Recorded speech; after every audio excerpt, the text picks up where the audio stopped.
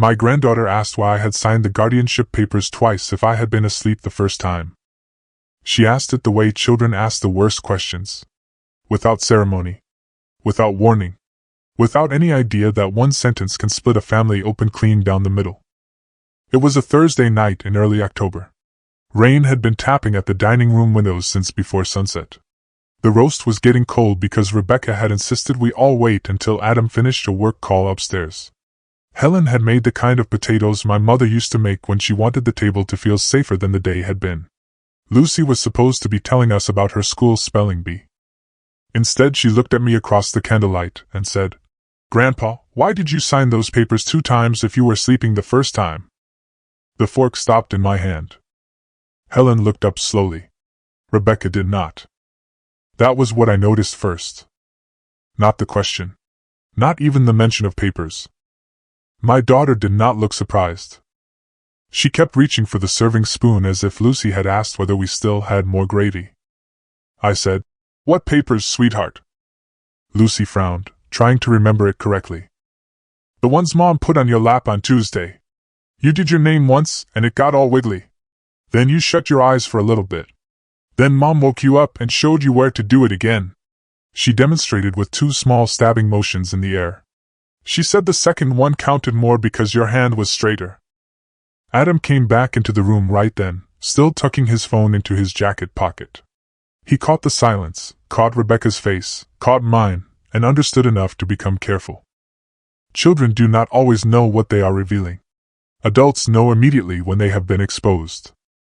Rebecca finally looked at me and smiled. Too quickly.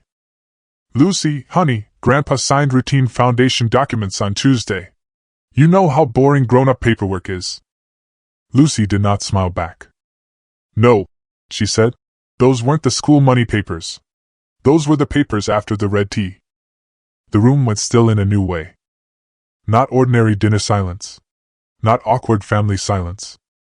The kind of silence that comes when a sentence lands harder than the furniture around it. Helen set down her fork. Quietly. Too quietly. I asked Lucy, "What red tea?" "The sleepy one." She pointed to the sideboard. "The one Mom always puts in the blue mug because she says you drink it faster if it looks like coffee." I had the odd sensation of hearing my own life from far away. There was a blue stoneware mug on the sideboard. There had been for years. Rebecca brought it over every Tuesday when she handled what she called my overflow paperwork. Bills that could not wait. Scholarship letters. Vendor renewals. Routine trustee signatures. Nothing dramatic. Nothing that sounded like the kind of thing a daughter could weaponize. The mug had become part of the ritual, so gradually I no longer thought about it. "Chamomile," Rebecca said. "Something calming. A little better for my blood pressure than the coffee I was supposed to be cutting back on anyway." Lucy kept talking because children keep talking when no one wise enough stops them. "And Mom said not to tell you she practices your curly S on the wax paper first because it makes you self-conscious." "Lucy," Rebecca said. Just her name. No volume. No anger. Worse than either. Lucy stopped. Blinking now. Finally hearing the edge in the room. I looked at my daughter. Then at Adam. Then at Helen. Helen's face had gone very still. It was the look she used to get when somebody lied badly in front of books. She had been a school librarian for 30 years and never lost her gift for detecting false confidence. I said the only safe thing I could say with a child at the table. "Sweetheart, why don't you go wash your hands for dessert?" She looked from me to her mother. Then to Helen. Then back to me. "I didn't do anything wrong." "No," I said, and I kept my voice as steady as I could. "You didn't." Helen stood up. "I'll help her with the plates." Rebecca said, "Helen, really, there's no need to make this into." "My grandchild is leaving the room," Helen said, still calm, "before the adults start pretending harder." That was my wife. Not dramatic. Not loud. Just clear enough that people had to decide whether they wanted to challenge her openly. No one did. Helen took Lucy into the kitchen. I listened to the faucet run. Listened to cabinet doors open. Listened to the ordinary sounds of a house trying and failing to stay ordinary. Then I turned back to Rebecca. "What papers?" Her smile returned, softer this time. Therapeutic. That was the word for it. The smile of someone trying to manage the emotional temperature of a room she no longer fully controlled. Dad, this is exactly why I keep saying Lucy absorbs fragments, and then gives them stories.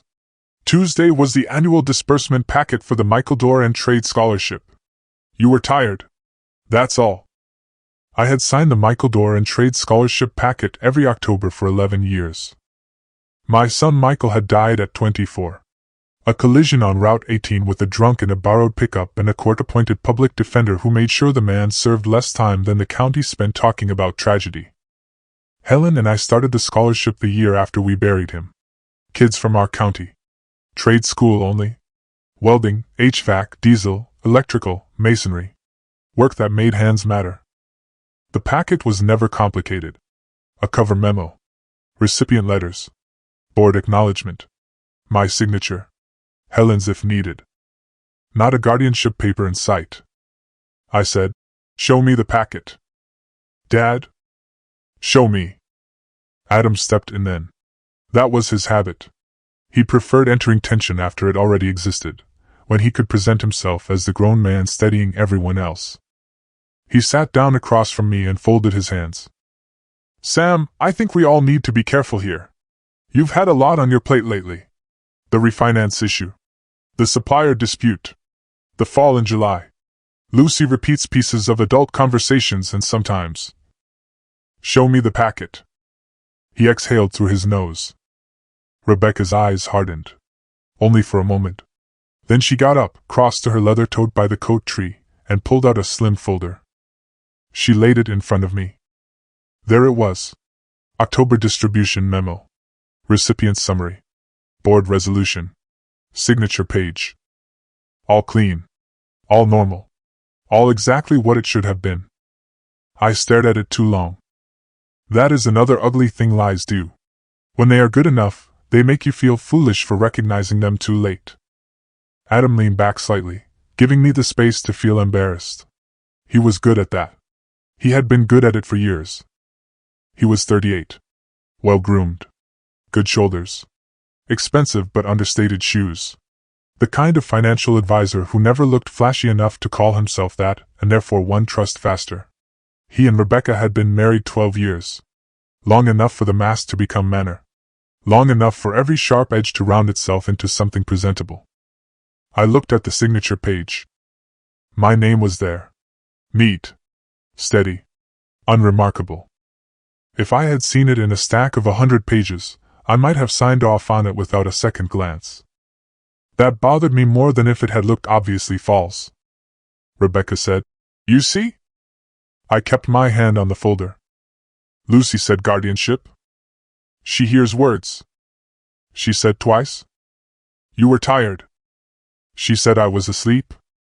That was when Rebecca's patience thinned. Dad, this is getting ridiculous. I looked up slowly.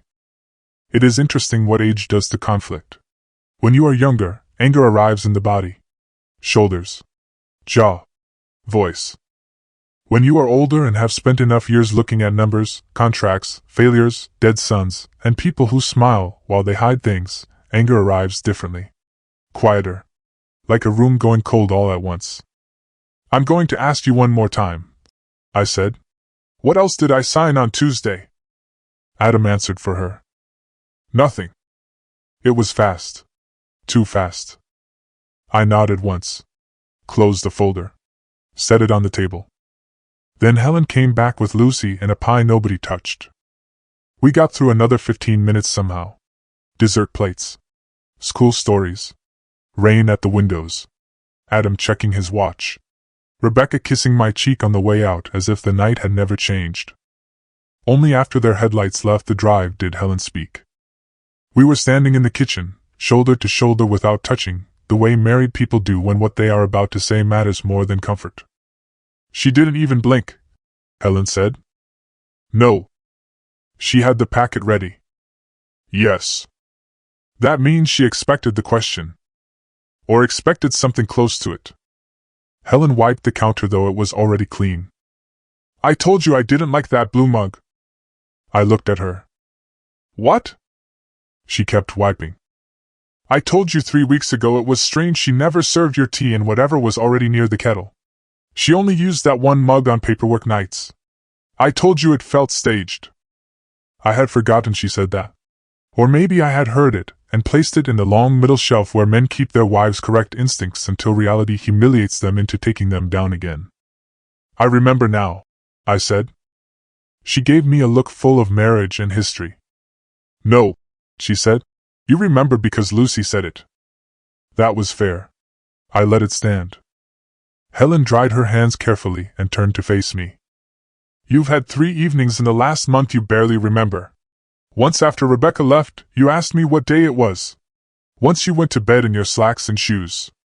Last Tuesday you signed the scholarship packet, yes, but you also stood in the pantry staring at the canned beans like they were a puzzle.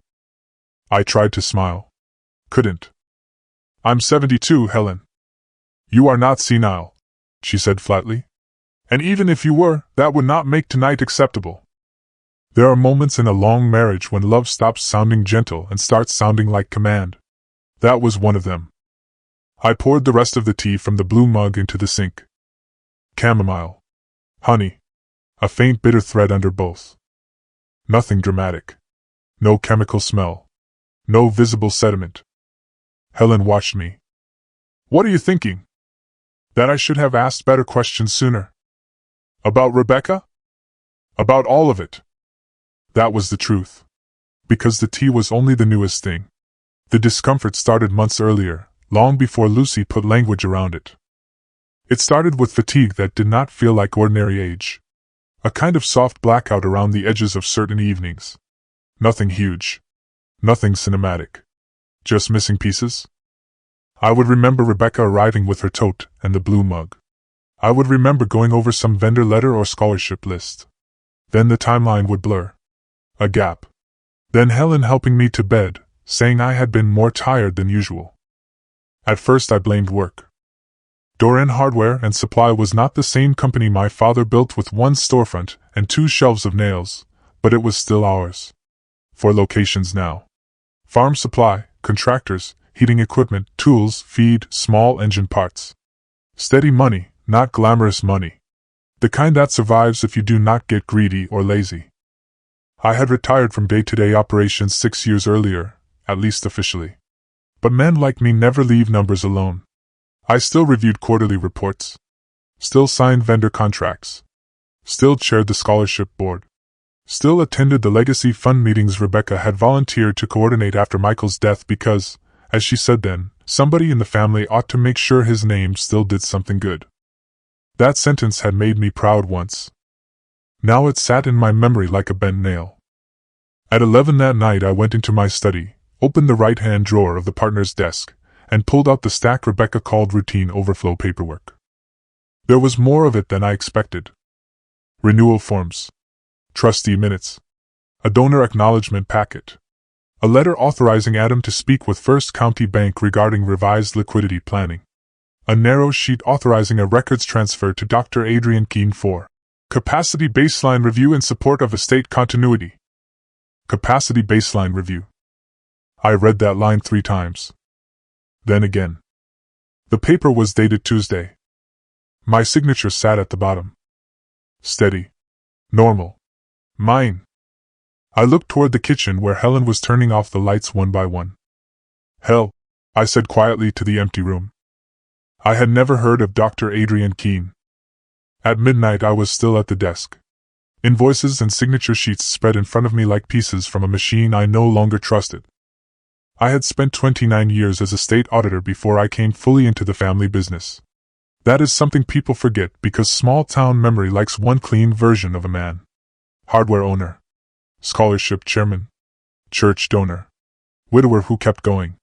Second husband to a librarian who organized everything he lost.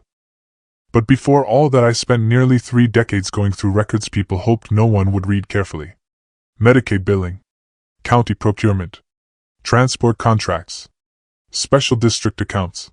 Petty fraud and large fraud and the gray swamp between them where most good suits live. That work does something to your eyes. Or maybe to your pride.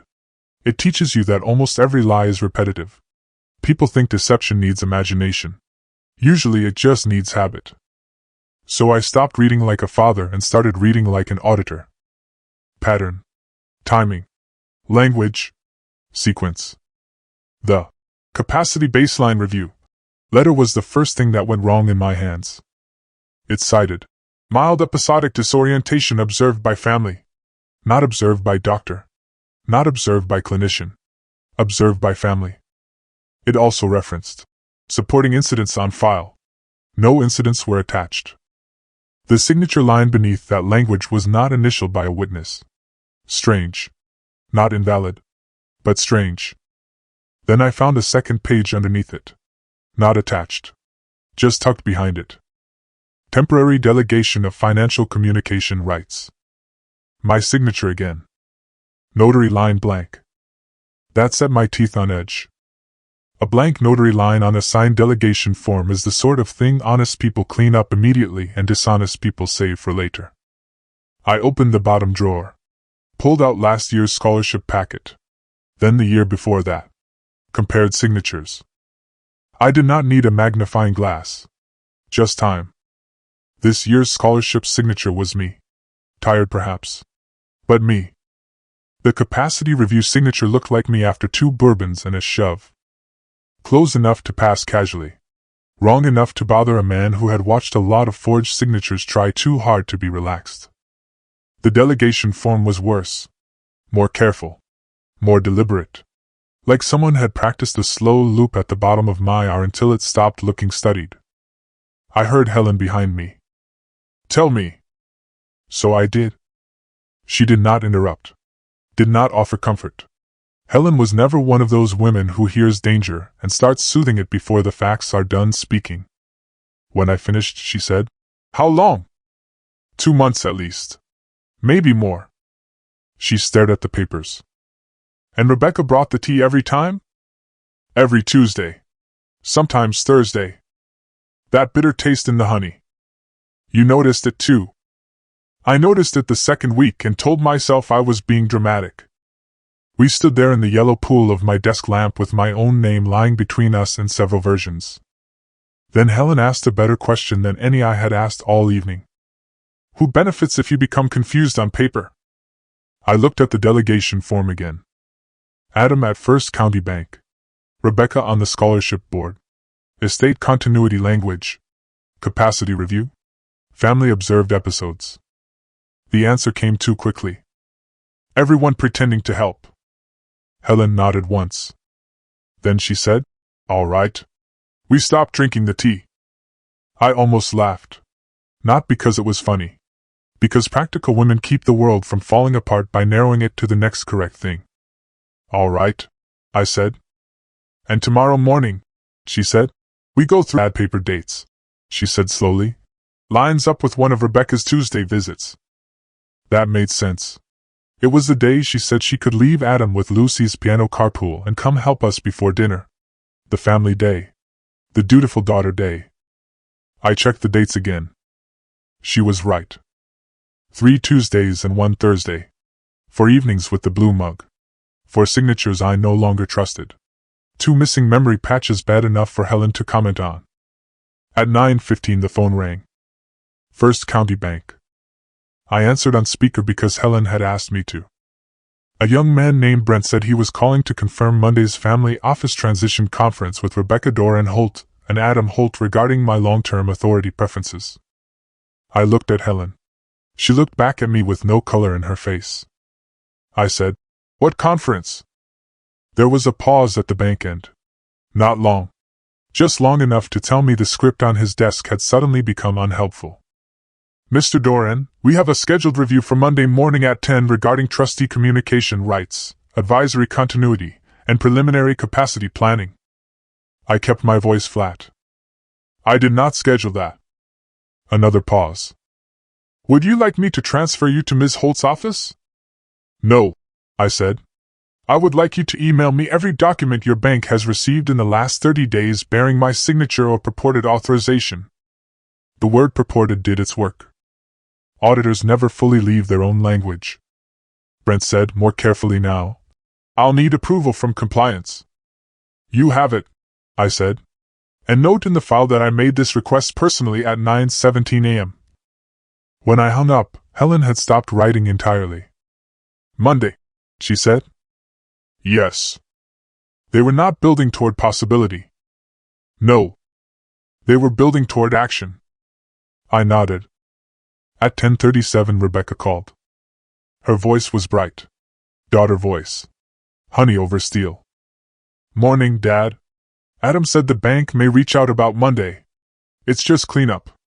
I didn't want to bother you last night because things felt tense. I leaned against the counter and looked out at the rain moving over the backfield. What exactly happens Monday? She laughed lightly. You make it sound like surgery. It's only continuity planning. After the fall this summer and the episodes Helen mentioned. Helen mentioned no episodes. Silence. Then the honey thinned. Well, someone did. That told me everything I needed to know.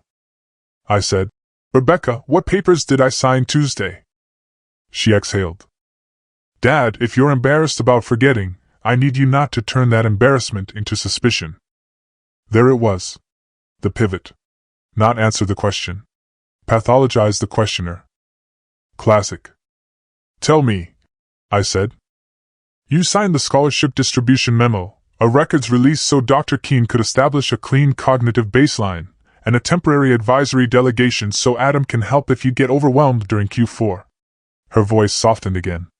This is not an attack. It is preparation. I never approved a capacity review. You approved a baseline. I never asked for Dr. Keene. You don't have to ask for every safeguard your family puts in place. My hand tightened around the edge of the counter. Family puts in place. As if I were already a management issue. I'm not coming Monday, I said. And that, more than anything before it, made her drop the performance. Dad, do not make this harder than it needs to be. The line went quiet after that. Neither of us filled it. Then she said lower now, You're tired. You get stubborn when you're scared. Let me and Adam handle this the clean way. Clean way. I said, Do not bring that blue mug into my house again. And I ended the call. Helen was watching me from the table. What now? I looked at the stacks of paper between us. At my own name inversions. At the rain. At the place in the calendar where Monday sat like a quiet knife. No, I said. We find out how far they think this has already gone. By noon the bank documents began arriving. 7 PDFs. 3 signature cards. 2 meeting notices. 1 advisory access addendum. And a draft petition packet from Keene Cognitive Wellness Group referencing family reported confusion, repetitive questioning, sleep instability, and documented lapses in executive function. Documented by who? That question kept returning. Not a physician. Not me. Not Helen. So who had been documenting my decline? The answer was in the attachments. A care observation log. Not on company letterhead. Not on clinic stationery. A shared spreadsheet printed to PDF and certified by Rebecca as ongoing household observation. I sat back in my chair and read the entries out loud to Helen because saying them silently made them feel even dirtier. September 3rd. Repeated same story about feed inventory twice in 1 hour. Needed reminder to take evening medication. Fell asleep during paperwork review. September 10th. Left study lamp on overnight. Confused scholarship recipient names. Became defensive when corrected. September 17th. Misplaced reading glasses. Asked whether Michael might come by Sunday. Cried after realizing mistake. September 24th. Signed vendor extension. Later said he did not recall signing. Increasing episodes of shame, agitation, confusion. Helen took the pages from my hands. You asked whether Michael might come by Sunday? I shook my head. No. She kept reading. Misplaced reading glasses? Sam, the only time you lost your glasses in September was when Lucy carried them into the den while she was making that cardboard puppet theater. I know. She put the sheets down very carefully. This is fiction. No, I said. It's worse. She looked at me. It's curated. That is the problem with paperwork built by family. A stranger forges a signature because money is at the other end. A relative builds a record because identity is at the other end. They are not just taking assets. They are taking the story of who you are and replacing it with one more useful to them. At 1:15 the doorbell rang. It was Paul Fenwick from the North Store. Manager there for 17 years. Shoulders like a feed truck and a face that always looked one hard winter away from retirement. He stood on the porch twisting his cap. "Boss, sorry to drop in. Rebecca said you wanted me to bring the Monday board packet." I stared at him. "What Monday board packet?" He blinked. Then his whole body shifted from simple confusion into worry. "The transition packet. Thought maybe you and Mrs. Doran wanted to review before the meeting at the warehouse conference room. She said the board voted to move the agenda up because of your health." "My health?" "Come in, Paul." He came into the kitchen.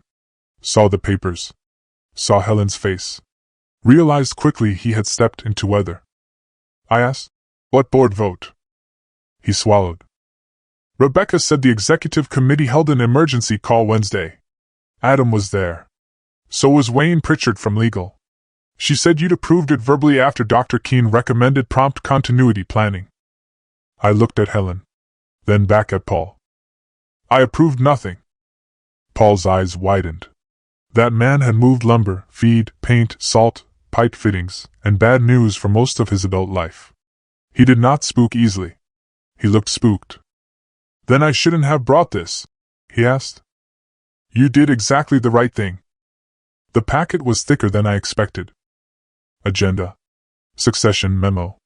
Treasury risk note. Emergency resolution naming Rebecca interim chair pending medical review.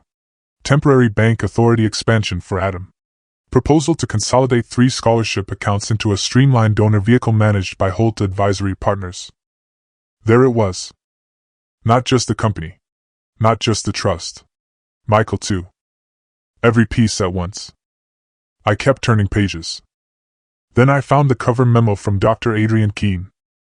Based on family observation and preliminary review of presentation patterns, Mr. Samuel Doran would benefit from reduced fiduciary strain, delegated decision support, and a temporary shield from emotionally charged board responsibilities until comprehensive assessment is complete.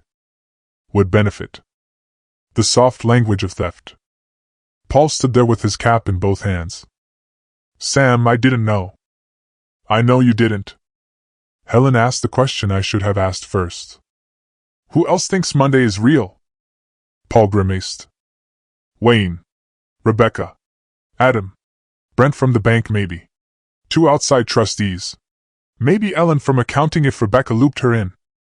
That made my stomach turn harder than the rest. Not because the list was long. Because it was just long enough. Fraud does not need a crowd. Just enough respectable people to make hesitation feel like an overreaction. I thanked Paul. Told him to say nothing yet. Told him if Rebecca called, he had dropped the packet and left before speaking with me at all. He nodded immediately. Then asked, "You want me in on Monday?" "Yes," I said. Then after a second, "But not the way she expects." When he left, Helen sat down very slowly. The room felt smaller now. Less like a home. More like a staging area where ordinary objects still did not know they had become evidence. She tapped the Keene memo. "I want his credentials." "Why?" "Because if he's willing to write this based on family observation, he is either reckless or bought." That was why I married Helen. Not because she was soft. Because she was exact. By 3 o'clock she had found enough about Adrian Keene to spoil the day completely. Private geriatric psychiatrist. Concierge practice. Home evaluations by arrangement. Estate capacity consultations. Guardianship support letters. 4-star online reviews written in that eerily similar grammar people buy in bulk. A board membership on something called the Mid-Atlantic Cognitive Transition Council that sounded important until you realized the website had no physical address. Then Helen found one county case from 18 months earlier. Temporary conservatorship hearing. Keene affidavit. Language about family strain and episodic confusion. The respondent, an older widow named Dorothy Flynn, had challenged the arrangement 6 months later after her nephew drained 2 accounts and sold her antique silver.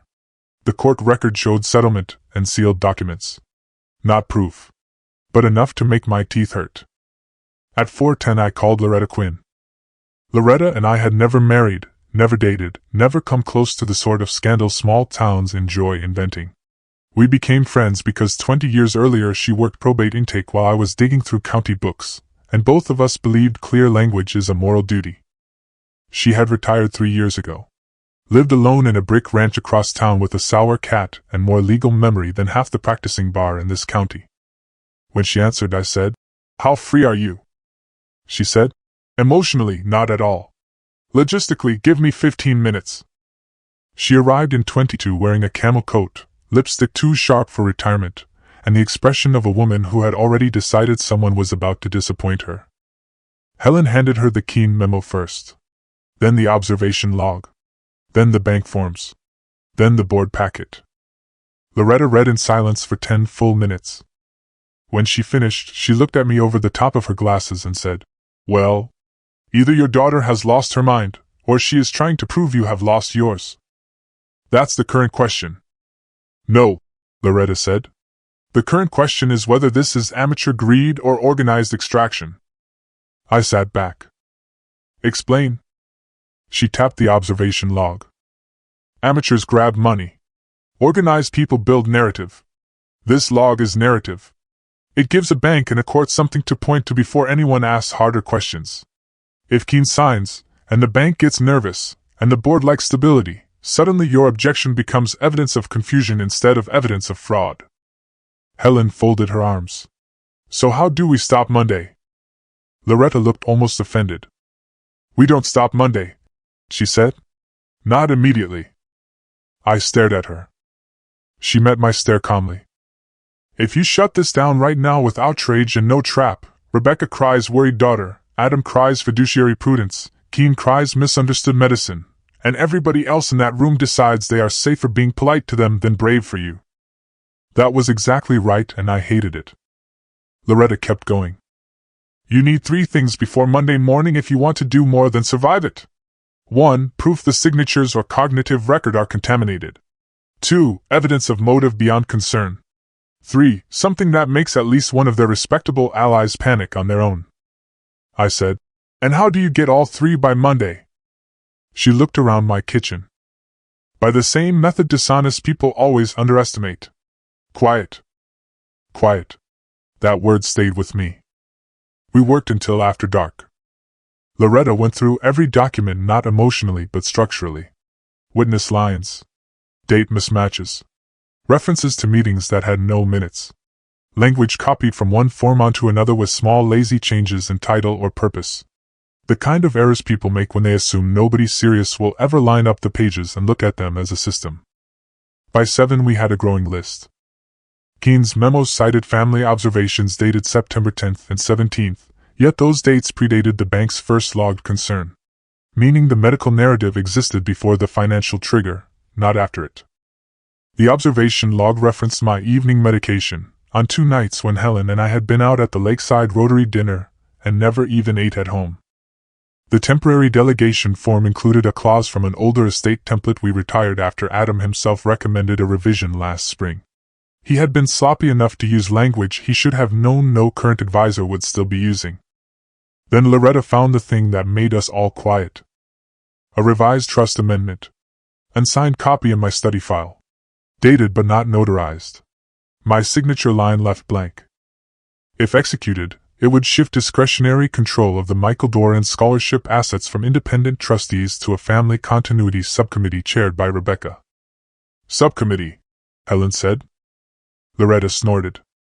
"Subcommittee is what bad people call the hand reaching into a dead child's memorial fund." No one spoke for a while after that. At 8:20, I made the mistake of standing too fast. The room tilted. Not violently. Not enough to throw me. Just enough that I caught the back of the chair and stayed there until my vision stopped narrowing. Helen was beside me immediately. "Sit." "I'm fine." "You are not fine," Loretta said. "When did you last drink the red tea?" "Tuesday." "Any other strange episodes?" 3 or 4 evenings in the last month. Foggy patches. A hard drop in energy. One morning with a headache behind both eyes. Helen added, and he slept like a felled tree on 2 of those nights. That is not normal for him. Loretta went still. Where is the mug? On the sideboard. Washed. Dry. Ordinary. We all looked at it. It was amazing how hateful a mug could become once it acquired context. Helen said, the tea bags are in the pantry. We pulled them out. A box of chamomile and valerian blend Rebecca had brought over. From a lovely little herb shop. Individually wrapped sachets. Homely design. Hand-drawn flowers on the paper packets. Exactly the sort of thing people trust because it looks too rustic to lie. Loretta held one up to the light. Do not drink anything your daughter prepares again, she said. That's the first law now. I had half a mind to laugh again, but the room spun lightly once more as I sat down. That ended any appetite for performance. Helen pressed 2 fingers to my wrist. Not because she knows medicine. Because worry always needs a job. We're going to urgent care, she said. No hospitals unless we have to. Not yet. Sam. If there's anything in that tea and the daughter of the house drove me there, I do not want surprise calls made before we know what we're looking at. Loretta nodded. He's right. Helen hated it. I could see that immediately. Not because she thought I was wrong. Because once you realize you might be under attack, every ordinary system begins to look like a hallway you are no longer sure is empty. So we went to a private lab in the next county at 9 the next morning under the excuse of routine blood work for life insurance review.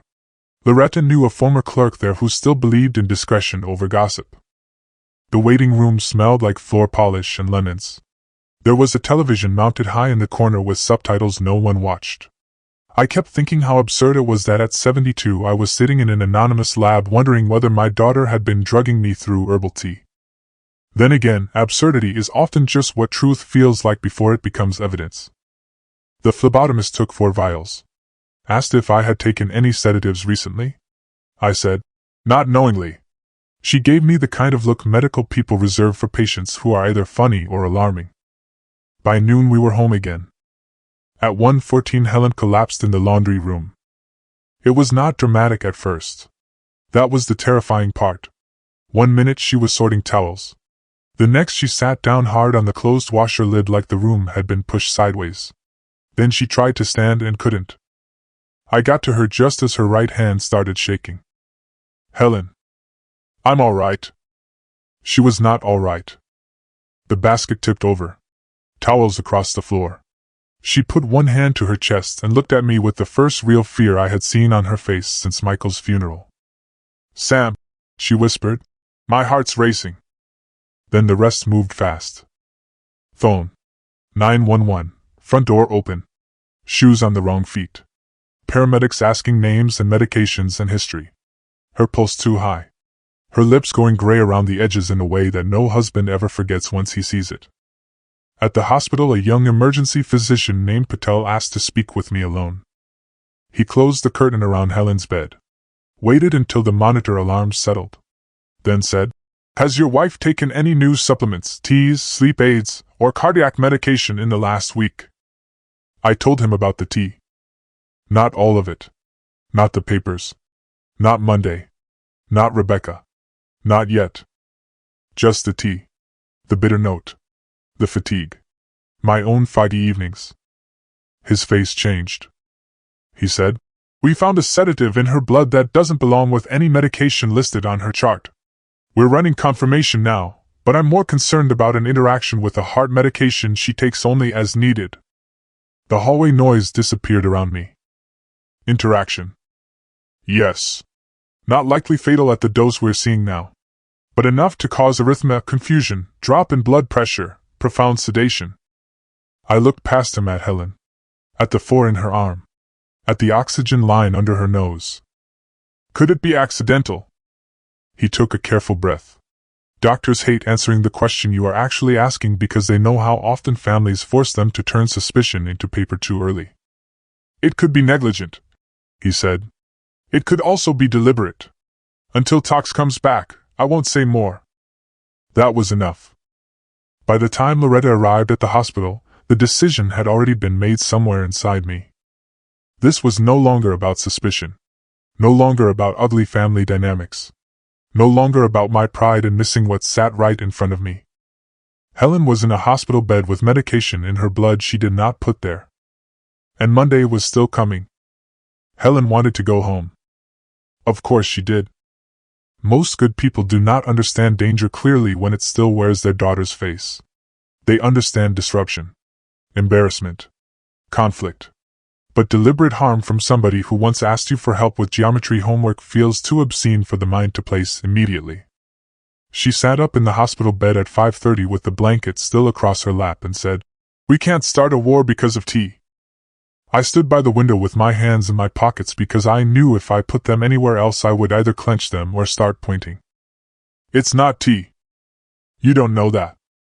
Dr. Patel found a sedative in your blood. He found something. He found enough to keep you overnight." She looked away. The late light through the blinds cut her face into narrow gold bars.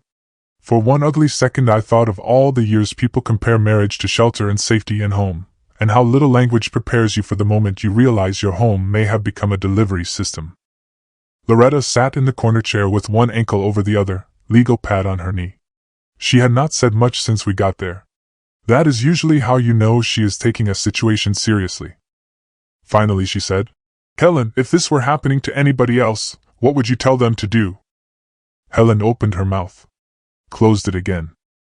There are few cruelties greater than being asked for your own good advice. At 6:10 Dr. Patel came back with preliminary talks. Zolpidem. Enough to heavily sedate at Helen's size. Not a prescription on file. Not a one-time environmental contamination. In his words, consistent with ingestion. He also flagged something else. Mild irregularity connected to an as-needed heart medication Helen kept in a blister pack in her nightstand. When I told him nobody but family had regular access to our kitchen and bedroom, he stopped looking like a doctor trying to remain neutral and started looking like a man mentally placing a call he knew would turn someone's life into paperwork. "Would you like hospital security involved tonight?" he asked. I looked at Helen. Then at Loretta. Loretta answered for both of us. "Yes," she said, but discreetly. "No calls to relatives. No release of room number to anyone except Mr. Doran." Dr. Patel nodded at once.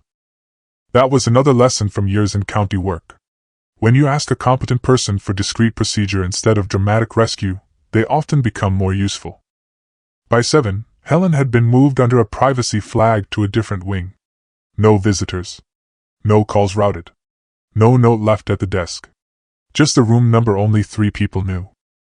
At 7:15 Rebecca called. My phone lit up with her face smiling from last year's Christmas photo in front of the tree. I let it ring twice. 3 times. Then answered. "Dad, how is Helen? I just heard from Lucy that there was an ambulance at the house." Of course she heard from Lucy. Children always become the loose wiring inside an adult lie. "She's stable," I said. "What happened?" "Still waiting on tests." That was technically true. The most useful kind of truth. "Oh my God!" Her voice cracked perfectly. "Do you need me to come to the hospital?" "No." "Dad?" "No." Silence. Then softer. "You sound upset." "My wife is in a hospital bed." "I know, and I'm worried too."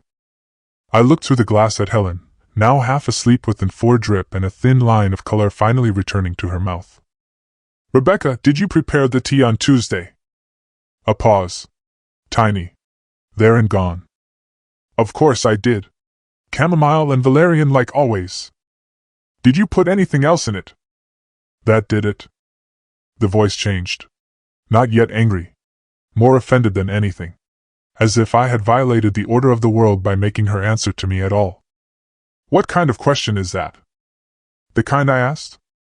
"Dad, Helen scared all of us. If this is about supplements interacting or someone misreading labels." "Did you put anything else in it?" "No," she said. Then immediately. "And if you're implying that I would ever harm you or Helen because of one frightening afternoon, I think you should hear yourself." There it was again. Not answer first. Pathologize the person asking. I hear myself fine, I said, and ended the call. Loretta held out her hand. Phone. I gave it to her. She powered it down and slipped it into her bag. No more direct calls after this unless I'm listening, she said. That necessary? She looked at me over the rim of her glasses. They now know two dangerous things. Helen isn't home, and you've stopped behaving conveniently. At 8 o'clock we moved like people who no longer had the right to waste hours. I drove home with Loretta while Helen stayed under observation. The house looked wrong before I even put the key in the door. Not invaded. Not ransacked. Just too available. Like a place other people had grown comfortable entering without asking. Loretta stood in the kitchen and looked around slowly. We start with physical control, she said. So we did. All tea boxes into a trash bag. All current medication into another. Nightstand blister packs photographed before touching. Kitchen canisters labeled. Mugs isolated. Trash checked. Then the house gave us the next gift. In the downstairs powder room trash, under 3 tissues and a grocery receipt, sat an empty blister foil from Zolpidem. Not our prescription. Not Helen's. Not mine. Loretta lifted it with a pen and held it under the light. Either the devil has gone from sloppy to charitable, she said, or someone wanted to hurry. It had Wednesday's pharmacy date stamped across the edge. Local store. One of ours, actually, leased inside the north location where we ran a small pharmacy counter under subcontract. I stared at the foil. Rebecca bought this here. Maybe. Or Adam. Maybe. Or someone working with them. Loretta nodded. And if they did, chain of custody matters, so stop touching things you want prosecutors to admire later. That was fair. At 9, Aaron Bell arrived. Not family. Not county. Not police. At least not directly. Aaron was 30 and looked younger until he started unpacking equipment. He was Paul Fenwick's nephew, former military comms, now running a low-profile security install business 3 counties over. Paul had called him after I told him to stay quiet and be useful. Sometimes men from feed stores produce exactly the right nephew. He came in carrying 2 tool cases and 0 small-town curiosity. Paul only told him this much: older couple. Possible document fraud. Possible covert sedation. Need discreet residential coverage before Monday. Aaron walked through my house once. No wasted motion. No performance. Then set a small black case on the kitchen table and said, "If someone thinks they own your rhythm, you don't argue first. You watch." That was exactly right.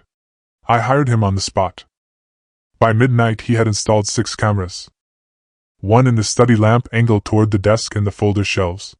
1 in the kitchen clock facing the island and the tea caddy. 1 under the hallway console catching the front door and main stairs. 1 in the dining room smoke detector. 1 in the mudroom pointed at the back entry. And 1 no bigger than a coin inside the blue ceramic jar Rebecca always used to store spare pens when she organized my desk. He also put a pen recorder in the study drawer and a motion sensor under the lid of the document box that held trust records. 2 rules, he said when he finished. 1, from this minute on, nothing signed in this house is assumed real unless we see it happen. 2, if you want people to reveal what they're building, you cannot spook them too early. Loretta liked him immediately. You could tell because she only insulted his age once. At 12:30, I called Detective Mara Donnelly. I knew Mara from a procurement investigation 9 years earlier involving county snowplow contracts and a commissioner who thought deleting emails counted as reform. She had moved into the state's elder exploitation task unit after her mother got chewed up in a bad conservatorship fight. That mattered. People with personal dents in the right places usually take certain cases more seriously. She answered on the 4th ring sounding fully awake. I gave her the short version. Not because I trusted short versions. Because midnight only belongs to facts. Drug tea. Wife hospitalized. Emergency authority packet. Crooked capacity doctor. Questionable signatures. Monday meeting. She listened. Then said, "Do not blow the meeting up yet." It was strange how much I needed to hear that from someone outside my own circle. "We are not exactly in a relaxed window," I said. "I know. But if they've moved from paperwork to attempted capacity transfer, the money trail is probably farther along than you think. I need them to believe Monday is live. How do you get involved without warning them? I don't, she said. Not openly. I'll meet you tomorrow off the record. Bring everything. And Samuel? Yes. If your wife improves enough to discharge, do not bring her home. At 1:15, Helen texted from the hospital room. Are you still awake? Yes. You sound angrier in writing. I am angrier in writing. A pause. Then, Lucy will know something is wrong. That was Helen. Even with sedatives in her veins and a privacy flag over her bed, she was worried about a 9-year-old. I texted back. We will protect Lucy later. Tonight we protect you. Another pause. Then, I hate that you were right. That almost undid me more than the hospital had. Because I had not been right. Not soon enough. Not usefully enough. If I had been right, she would have been asleep at home with a book on her chest and not in a cardiology observation room because my daughter preferred my signature steady and my resistance soft. The next morning began with a lie. I texted Rebecca at 7:08. Helen is stable. Doctors think dehydration plus medication interaction. I'm taking her to a quiet inn in Wilmington for the weekend so she can rest. I'll be out of reach a lot. Monday may need to move. There was strategy inside every sentence. Stable, so she would not rush the hospital. In, so she would not search obvious family locations. Out of reach, so silence later would not spike suspicion too early. Monday may need to move, so she would show whether Monday was convenience or necessity. She replied in 38 seconds. I'm glad she's okay. Please don't change Monday unless absolutely necessary. The board is already aligned and Dr. Keene has cleared his morning. We can keep this short and gentle for you. Board aligned. There it was in her own hand. Not concern. Alignment. I sent back only, I'll let you know. Then I forwarded the thread to Loretta and Mara. At 9 we met Mara in the back booth of a diner 1 county over where no one from our town would accidentally wander in and decide gossip was civic duty. She wore a navy coat and no makeup and carried a folder already thicker than I expected. Some investigators enter a room wanting you to tell them a story. Mara entered wanting a timeline. That is why I trusted her. I laid everything out. Observation logs. Capacity letter. Delegation forms. Board packet. Pharmacy foil. Texts. The trust amendment draft. My notes on the blue mug dates. Helen's hospital talk summary printed from the patient portal. Mara went through it in complete silence except for one small sound when she reached the scholarship consolidation memo. It was not a gasp. Not a curse. More like a tired recognition. What? I asked. She tapped Adam's proposed donor vehicle. This structure was used in a case outside Lancaster last year. Elder donor gets soft capacity documentation. Family shifts memorial or scholarship assets into a supposedly streamlined managed fund. Advisory fees multiply. Independent oversight disappears. By the time the elder realizes what changed, the paperwork trail looks administrative, not predatory. Helen's hospital bracelet felt suddenly heavy in my pocket. I had put it there when the nurse cut it off for transfer. Not sentiment. Evidence of the night the story stopped being abstract. So what are we looking at? I asked. Mara answered without looking up. Best case. Family greed using weak medical process. Worst case. A repeat pattern with a doctor and advisor who've done this before. Loretta said. Organized extraction. Mara finally looked at her. Exactly. Then she pointed to the observation log. Whoever built this knows not to make him spectacularly impaired. They built him plausibly diminished. That is professional. Professional. Another cold word that should never sit near family, and still kept finding its way into the room. Mara spent an hour mapping paths. Bank. Board. Doctor. Notary. Maybe probate if Monday succeeded. Possibly pharmacy if the sedatives were tied directly. And most important, anyone else in Rebecca and Adam's orbit who still thought they were helping, not stealing. Do they have a housekeeper? Temp staff, bookkeeper, assistant, driver, anything peripheral? She asked. Bookkeeper, I said. Nina at Adam's office.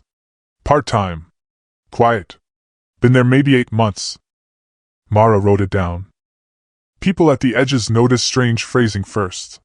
They may not know the whole theft, but they notice words. Then she gave me the operational plan. Helen remains hidden. Hospital to private stay under a different name through my unit if needed. I return home alone. Publicly tired. Privately compliant. I let Monday live. Rebecca believes I am embarrassed, rattled, and manageable. No one knows law enforcement is watching yet. Meanwhile, Mara would move on Keen's prior cases, pharmacy purchase trace, and bank compliance contacts. Not enough to raid anybody by Friday. Enough to understand who would panic if the room shifted. Aaron would keep the house under surveillance. Loretta would help me review every paper Rebecca or Adam brought into the house. Paul would quietly keep the board packet moving as if everything were still normal. And if Rebecca came by with the blue mug again, I would drink nothing and make her think I had. That last part was Aaron's suggestion. He liked engineering more than speeches. He showed me how to tip the mug just enough, how to let the liquid hit the napkin hidden beneath the folder lip, how to cough once at the right moment so someone expecting compliance would read gratitude instead of caution. At 11:30 I returned home. Empty house. Rain gone. Sun on the side porch. Everything looked insultingly normal. At 12:16 the motion alert hit my phone. Back door. Adam. He stepped into my mudroom with a key I had never given him. I stood in the study watching the feed on my laptop and felt something inside me harden in a way that did not soften afterward. He wiped his shoes. Listened. Then went straight to the kitchen, opened the drawer by the kettle, and checked for the blue mug. He checked for the mug before he called out. Not my name. Not Helen's. The mug. Then he took out his phone and texted someone. Probably Rebecca. Probably something short and ugly and practical. Home. Alone. He crossed into a hallway, entered my study without knocking, opened the second drawer of my desk, and froze when he found it empty. Because the temporary delegation forms, trust drafts, and all recent packets were not in the drawer anymore. They were in a banker's box in Loretta's trunk. He stood very still for 5 full seconds. Then he went to the bookshelf. Ran a finger along the binders. Looked under the desk blotter. Checked the document chest in the corner. Not panicked. Just irritated. He was searching like a man who already considered the papers his. The worst part was not the search. It was the familiarity. The ease. He had done versions of this before. At 12:19 he called Rebecca. Aaron's mic in the lamp caught enough of it. No, I'm in the study now, he said. The packet drawer is clear. Either he moved them or Helen did before the hospital. A pause. No, I checked the box by the window. Nothing. Another pause. Then quieter. Stop. Panicking at him today makes it worse. Interesting. Not if he is suspicious. If he is suspicious, fine. But if panicking at him makes it worse, that means they still thought they could steer me gently. Good. That was useful. He left 3 minutes later after putting the blue mug back exactly where he had found it. At 1:10 Rebecca came. No call first. Just her sedan in the drive and that quick, competent knock she used when arriving in crisis she already considered half-managed. I opened the door looking deliberately worse than I felt. Unshaven. Same shirt as yesterday. Reading glasses in my hand instead of on my face. Not a show. A nudge. She took it in immediately. Her eyes softened. Not with love. With calculation. Dad? I stepped aside. She came in carrying a paper bag and the leather tote. Where's Helen? Resting. At the inn? Yes. What room? I gave her a small, irritated look. Why? She raised both hands. Because I'm worried. No, I said. Because you like exact locations. That landed. Not hard enough to blow the day. Hard enough to make her rewrite her next sentence. She held up the paper bag. I brought broth and that tea you like, since you probably haven't eaten. The tea? Of course she had. I let my shoulders sag. I'm tired, Rebecca. I know. She took the kettle out herself. Took down the blue mug herself. Moved around my kitchen like help and possession had become the same thing. On the camera feed later, the motion would look almost domestic. A daughter taking care of her father. The sort of footage that makes monstrous people bankable. I sat at the table while she prepared the tea. Watched her back. Watched the small pause when she opened the paper sachet. Watched her left hand slip into the tote and come out again. A motion so practiced it would have meant nothing to anyone who had not spent 29 years learning where hands go when people think nobody counts their habits. Then she turned and smiled. There. She placed the blue mug in front of me. Steam. Honey. Chamomile. Bitter thread hiding under both. I touched the mug and let my hand tremble once. Not entirely false. Rage can help with that. Did you always think this would work? I asked. She sat across from me slowly. Did I always think what would work? Making me small enough to manage. Her face stayed gentle. That was the frightening part. Some people only become monstrous when anger breaks through them. Others stay monstrous through perfect self-control. I think, she said, that Mom's ambulance shook you, and I think men your age hear the word help as insult when they should hear it as mercy. Mercy. A lovely word if you are not using it to rap theft. I lifted the mug. Coughed once into my sleeve as Erin taught me. Let the tea spill into the folded napkin beneath the foundation folder. Took the smallest mouth touch possible. Enough warmth on the lip. No swallow. Rebecca watched. Not casually. Not like a daughter seeing whether her father liked the taste. Like a banker waiting to see whether a transfer clears. Then she opened the tote. Since you're exhausted, let's just simplify Monday. 3 documents came out. Meeting acknowledgement. Medical release. Temporary scheduling authorization. Nothing final. Nothing dramatic. Advanced positioning. Smart. Very smart. That meant Monday's real documents still sat somewhere else, waiting for a signature environment she considered more secure. I let my eyes drift over the first page as if the words were already softening at the edges. What's this? Just permission for Dr. Keene to speak plainly in front of the board without violating privacy. I almost smiled. Speak plainly in front of the board. What elegant language for public dismantling. She placed a pen beside the paper. Sign there. I let my hand hover. Let it drift once. Then pulled back. Not yet. A mistake. Small, but visible. Her mouth tightened. Dad? I'm tired. I know. That is why I'm helping. No, I said. That's why you're hurrying. We looked at each other across the table. Then her phone buzzed. One glance at the screen and she stood up too fast. Fine, she said. We'll do this Monday. But I need you to stop resisting people who are trying to keep things from getting ugly. And there it was.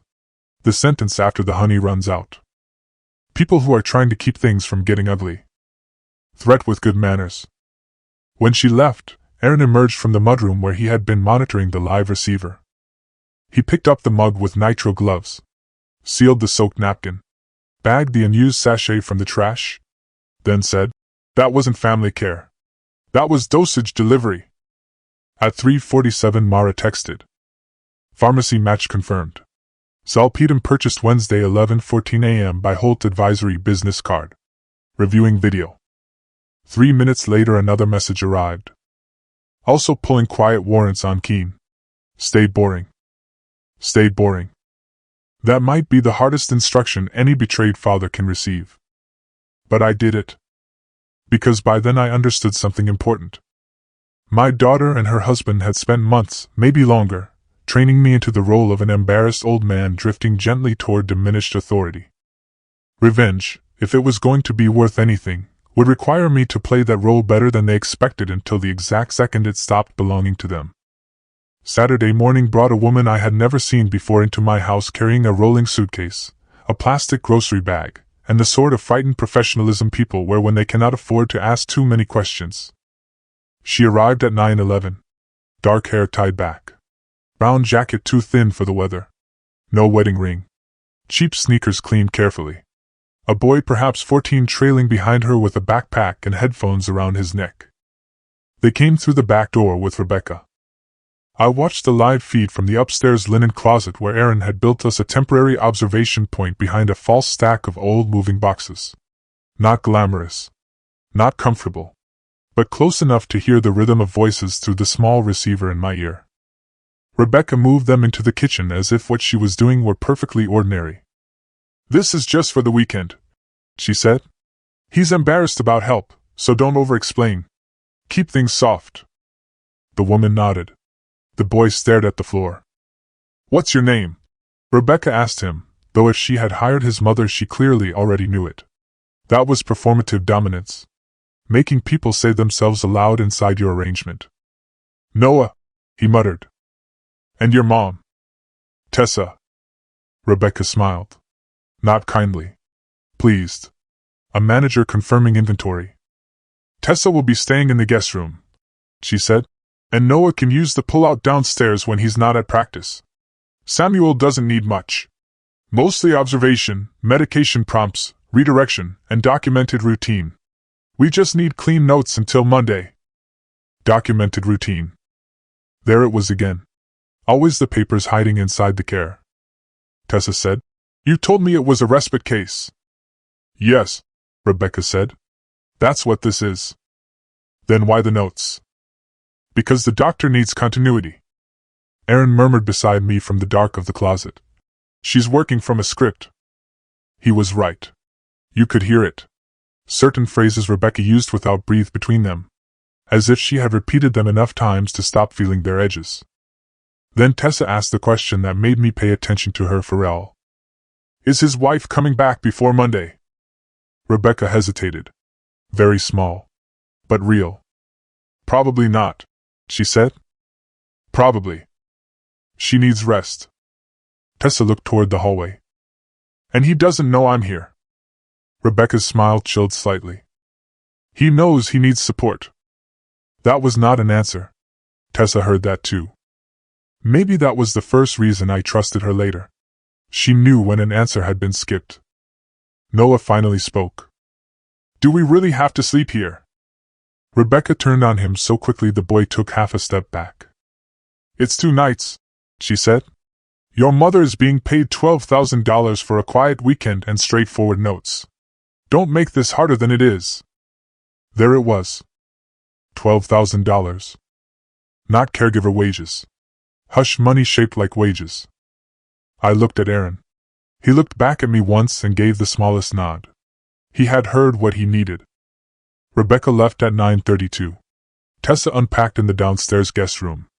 Noah sat on the pull-out couch and opened his backpack. Textbooks. 1 soccer shin guard. A protein bar. Not a scammer's kit. Just a kid dragged into somebody else's moral weather. At 10:15 Tessa found the kitchen binder Rebecca had left on the island. That binder was one of the vilest things I saw all weekend. Color tabs. Medication schedule. Behavior notes. Suggested prompts. Meal timing. Redirection phrases. Even a section titled Useful Language during agitation. Useful language. I would later hand that binder to the prosecutor with gloves on. But that morning I watched Tessa flip through it on camera and saw the same thing happen in her face that had happened in mine when Lucy mentioned the blue mug. Recognition. Not of the full crime. Just of the wrongness. She kept reading. Then she looked toward the hallway. Then at Noah. Then back at the binder. Finally she said very quietly, "This is not what she told me." Noah pulled off one earphone. "What?" Tessa shook her head. "Nothing." But by 11 she had seen enough to ask better questions. She came into the study where I was supposed to be resting. I sat in my chair with a blanket across my knees, glasses low, a book open to the same page I had not turned in 20 minutes. Aaron had rigged the room so the camera could see us both and the audio could catch every word. Tessa stood in the doorway with one hand on the frame. "Mr. Doran?" I looked up slowly. Played tired but not broken. "Yes. I'm Tessa Rowe. Rebecca asked me to stay through Monday morning and make sure you have what you need." I nodded. That's kind. She stepped inside, looked at the paperwork on the desk, then at me. I just want to make sure I understand the arrangement. Of course she did. It had already started unraveling under her hands. I said, so do I. That landed. She closed the door behind her. Not all the way. Enough to keep the conversation from spilling cleanly down the hall. Your daughter told me you'd had some confusion lately. Have I? She hesitated. I don't know. Good answer. She almost smiled, then looked down at the binder in her hand. She said your wife needed a weekend away, that you resist assistance, and that the doctor wanted consistent routine notes from someone neutral. Do you feel neutral? No. There it was. Plain. Useful. I liked her immediately. I set the book aside. How did she find you? Tessa shifted her weight. Through a staffing service. Not a formal agency.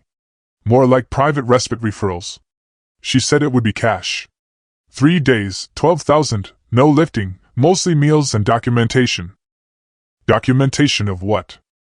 Her eyes moved to the binder again. She didn't say. That was the opening. Not enough for full truth. Enough for a wedge. I leaned back and let myself look older than I felt.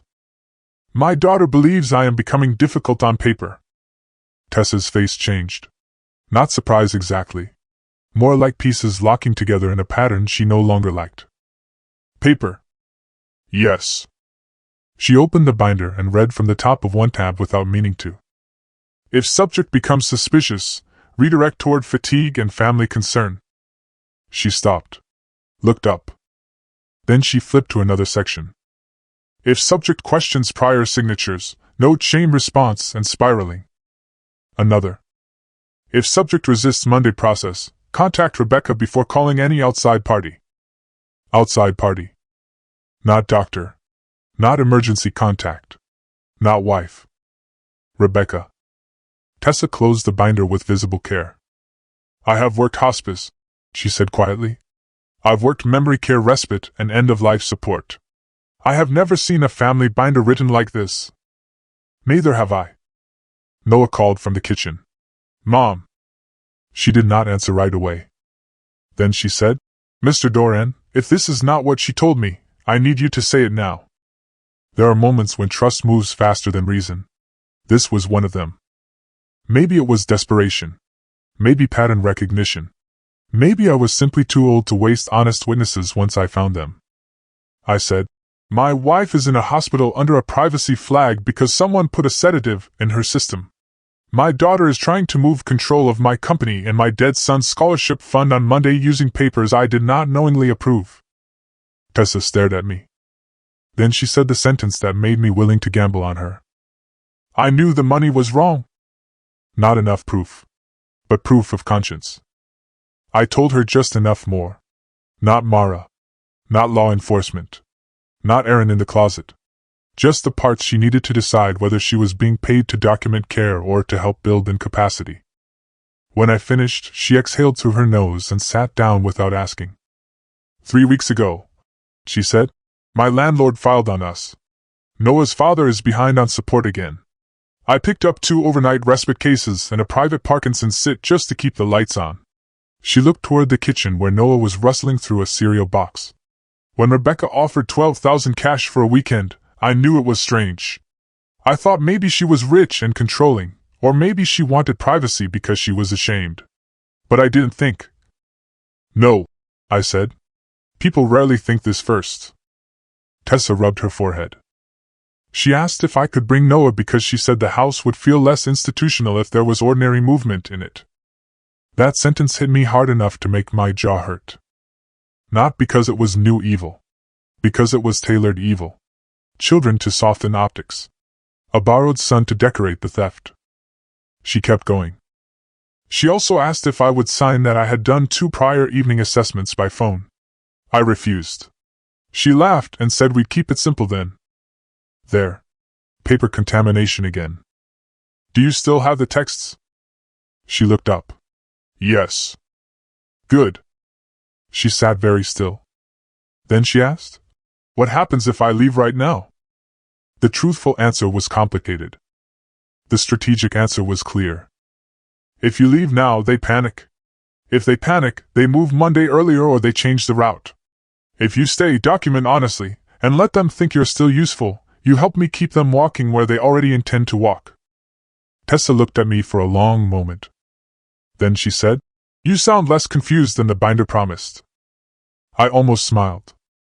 "My daughter has always preferred me in written summary." That got the first actual half-laugh out of her. Then Noah appeared in the doorway holding a cereal box.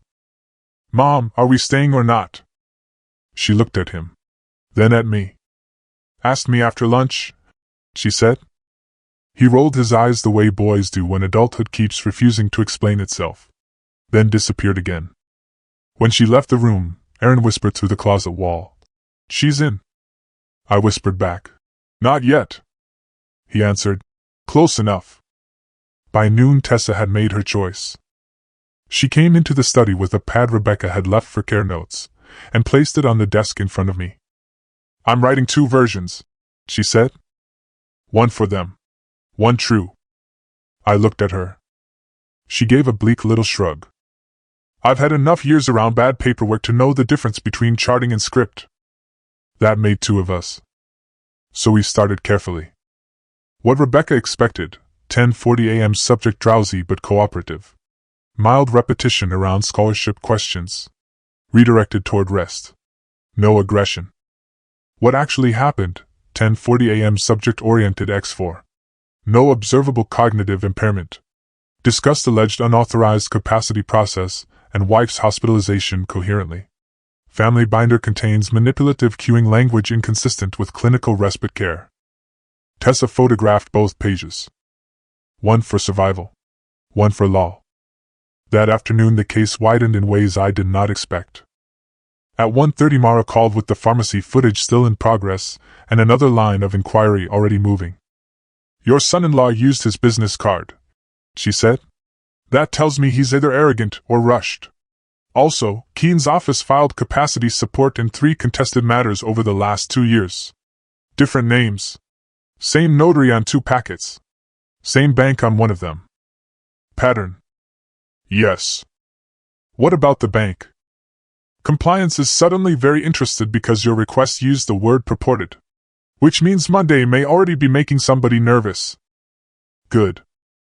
Nervous institutions are much easier to rearrange than confident families."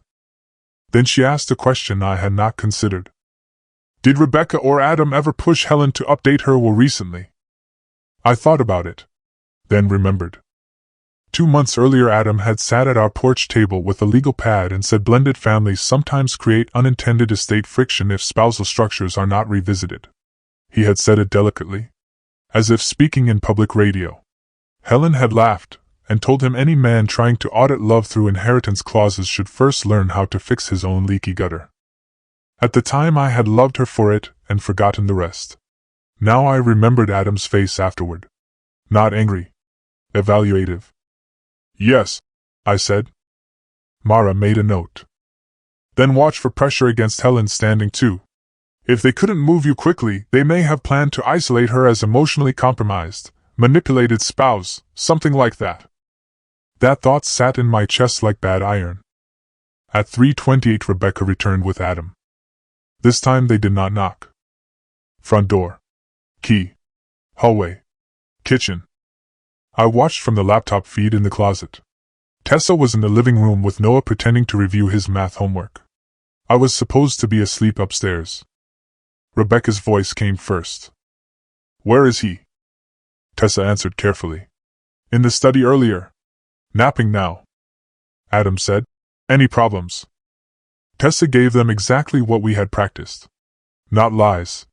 Not truth they could use against us. Useful fog. "He's tired. Asked a few questions about Monday. He seems embarrassed more than agitated." Rebecca exhaled. Relief. "Good." Adam lowered his voice.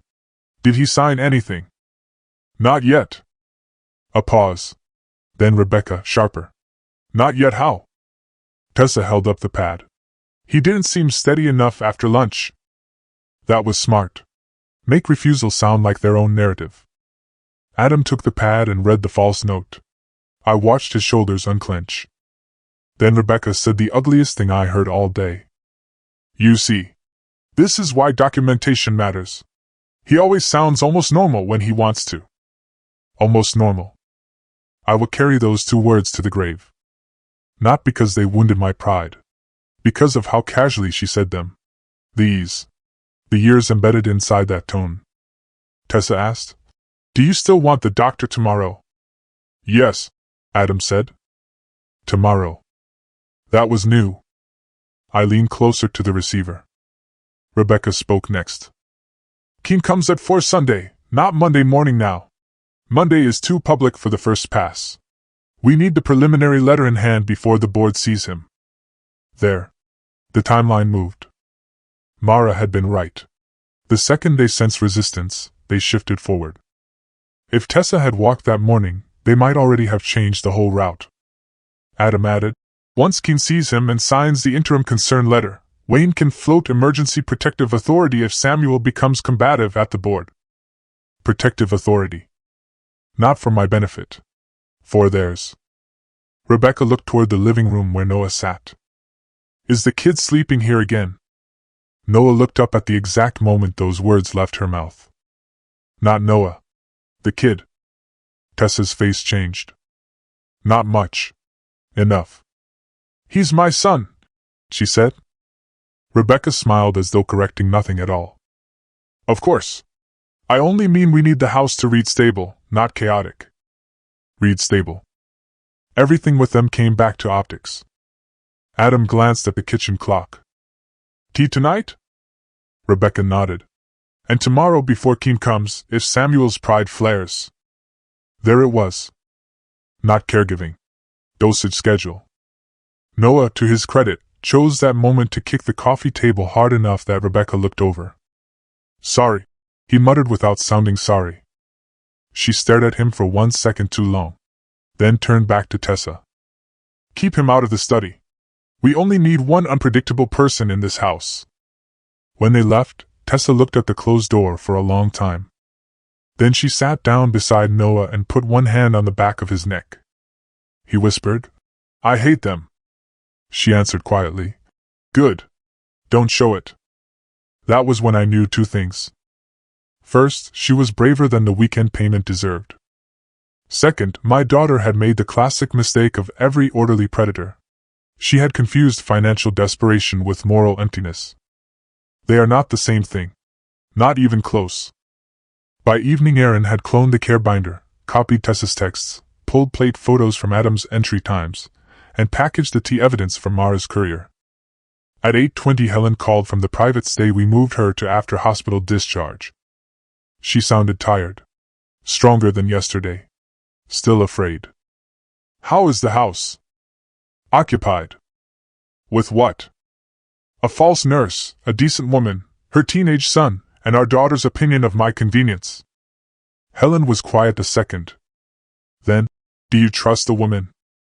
"I trust that she knows wrong when it walks into her kitchen." "That will have to do for now." It was one of the hardest things about the weekend. Not fear. Not even betrayal. It was the arithmetic. How much truth to give? To whom? At what time? Trust rationed like medicine because too much too fast can make the wrong person dangerous. Before we hung up, Helen asked the question that mattered most. "Sam?" "Yes." "When Monday comes, are you trying to survive it or end it?" I stood in my own mudroom listening to her voice through a phone while the hallway camera quietly recorded the emptiness between rooms. "Both," I said. And for the first time since Lucy spoke at dinner, the answer felt honest enough to stand on. Sunday morning started with bacon in my kitchen and fraud in my walls. Noah cooked because, as he informed his mother in the flat-voiced boys reserved for truths they think should already be obvious. "You can't trust rich people to know when meat is done." Tessa almost laughed. I actually did. That sound startled me. Not because laughter had become impossible. Because it felt like a foreign object in the middle of the weekend. The cameras watched all of it. The clock over the stove. The hallway console. The smoke detector in the dining room. My own house quietly turning itself into a witness.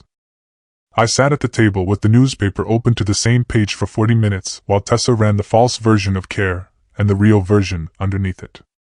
False note, 7:20 a.m. Subject awoke disoriented about Helen's location. Needed reassurance and breakfast prompting. Mood fragile but redirectable.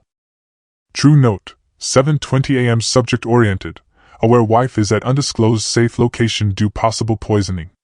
Breakfast cooked by Noah Rowe. Subject discussed upcoming unlawful capacity assessment, and concerns re-board manipulation. Every time she wrote the true version, I felt a little steadier. Not safe. Just steadier. That is the power of clean record-keeping.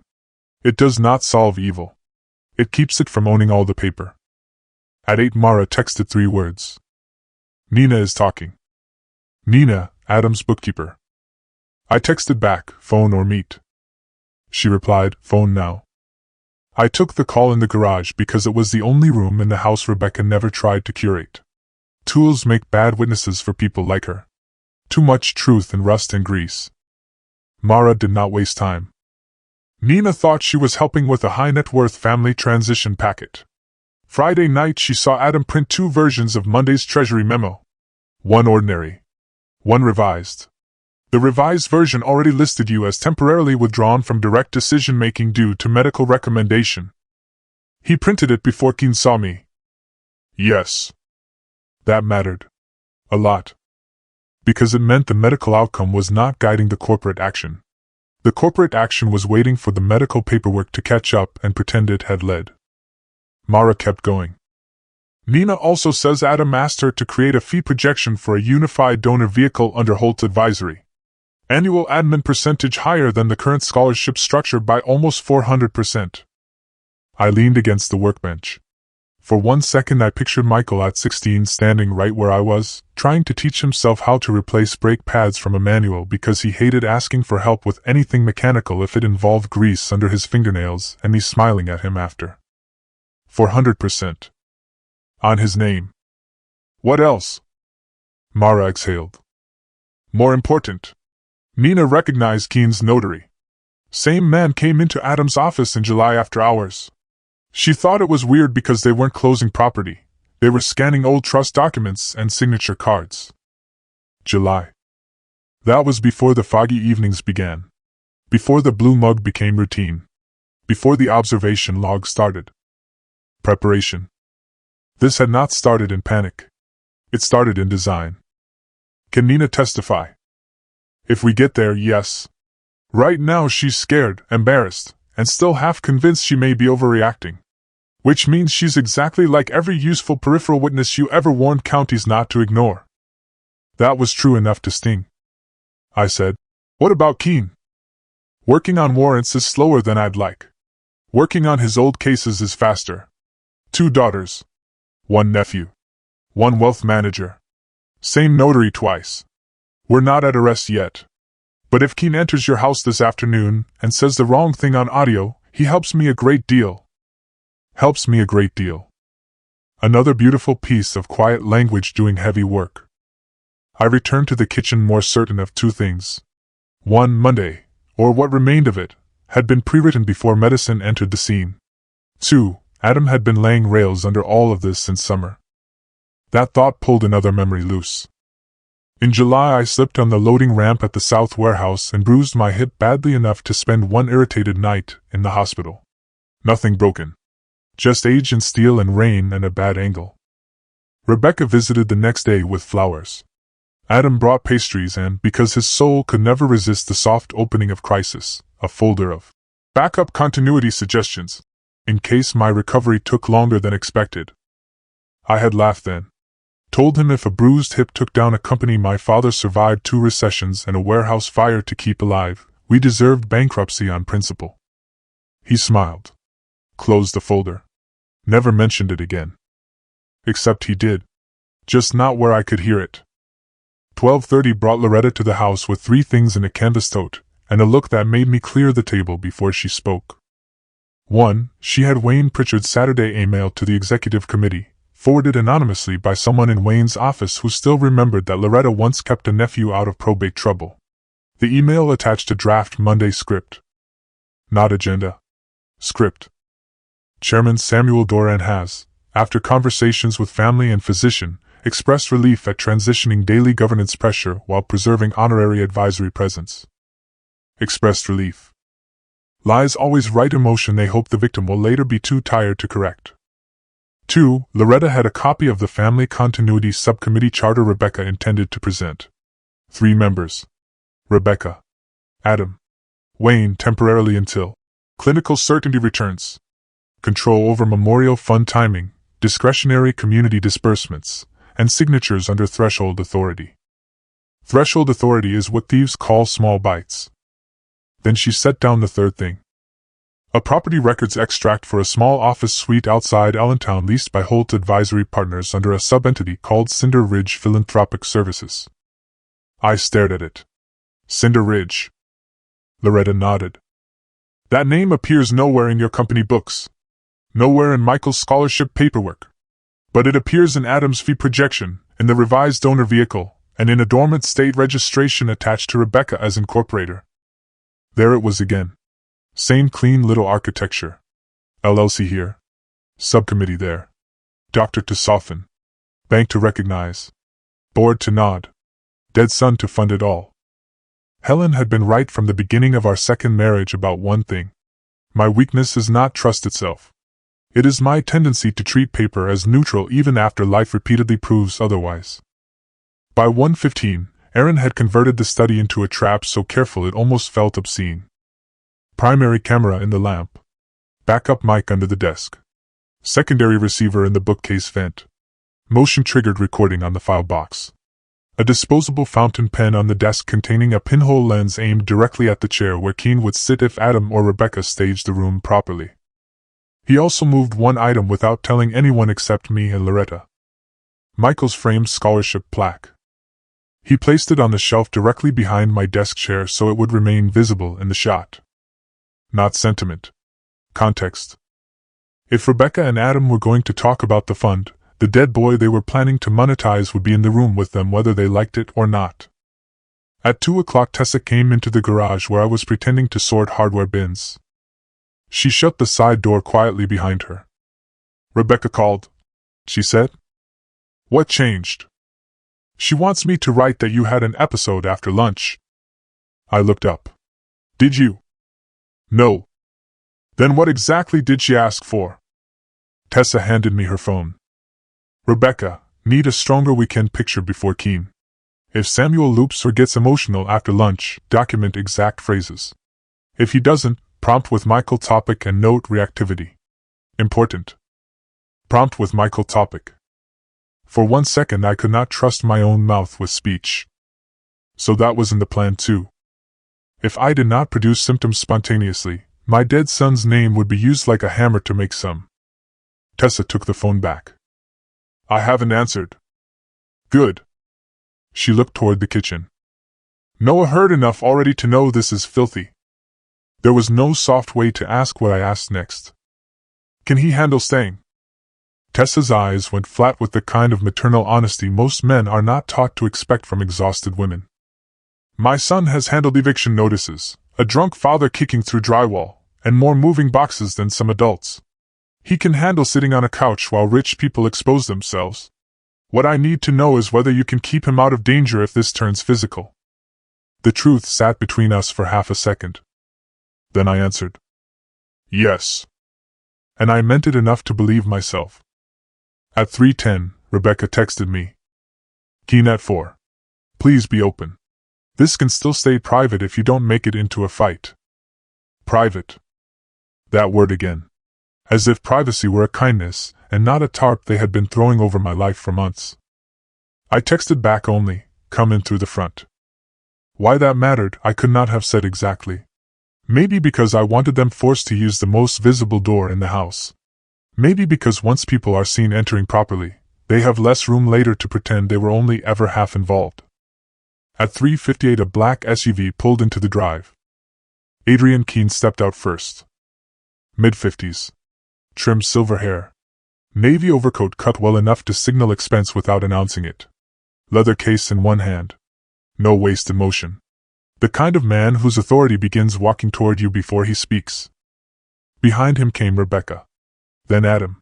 No notary. Interesting. Maybe they wanted the first pass deniable. Doctor first. Paper later. Good. I sat in the study exactly where they expected me. Not slumped. Not bright. A little worn. A little offended. The right mix of insult and fatigue to keep them from panicking. Keen entered with a smile I had seen before on men who believe softness is a substitute for moral cleanliness. Samuel, he said, thank you for seeing me on a Sunday. I didn't ask to. He smiled wider as if resistance were quaint.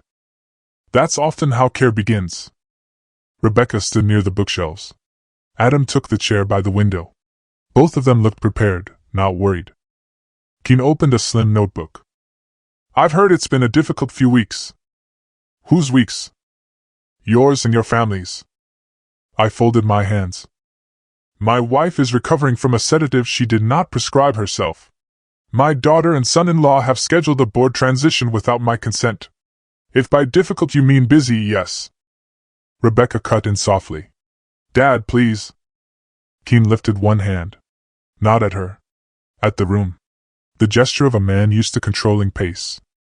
This isn't about blame, he said. It's about relieving strain. Strain for who? Keen tilted his head. I could almost hear the training behind it. Do not confront directly. Normalize. Redirect. Offer dignity while reducing agency. For everyone who loves you, he said. That was almost beautiful in its corruption. I looked at him for a long moment. Then said, tell me what exactly you are evaluating. He did not answer immediately. Bad sign for him. Good sign for Mara later. Capacity, he said finally. Not globally. Contextually. Executive burden. Vulnerability to overwhelm.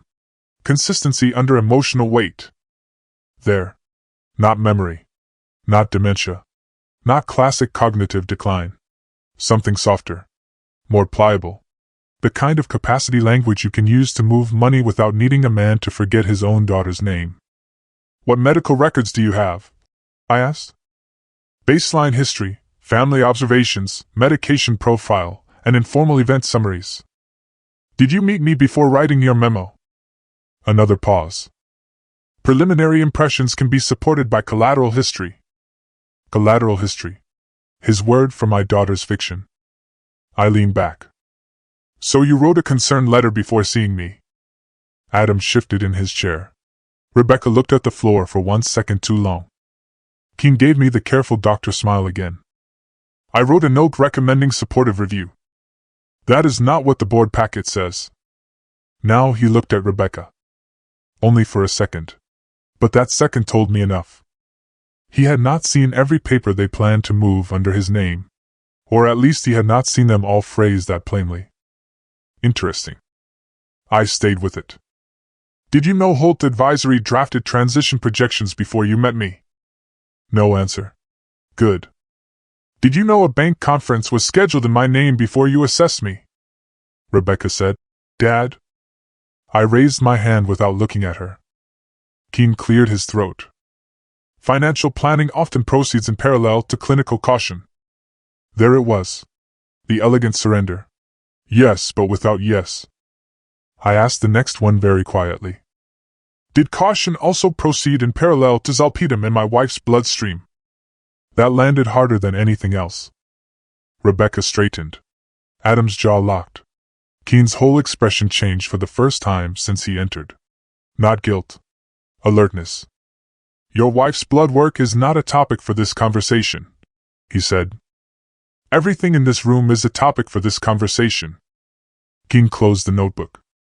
That told me I had moved the session out of his comfort and into mine.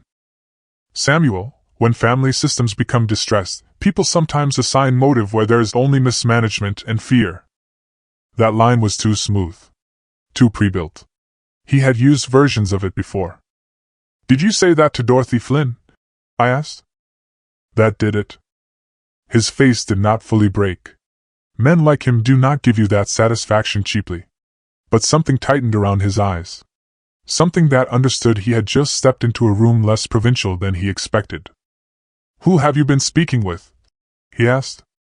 "There it is," I said. "There what is?" The moment concern becomes territorial. Adam stood up. "Sam, enough. Keen came here to help." I looked at Adam for the first time in a full minute. "No," I said. "He came here to reduce uncertainty for thieves." Silence. Then Rebecca. Furious now, the careful daughter finally slipping. "You are not well enough to keep doing this." That sentence is the favorite knife of every family predator.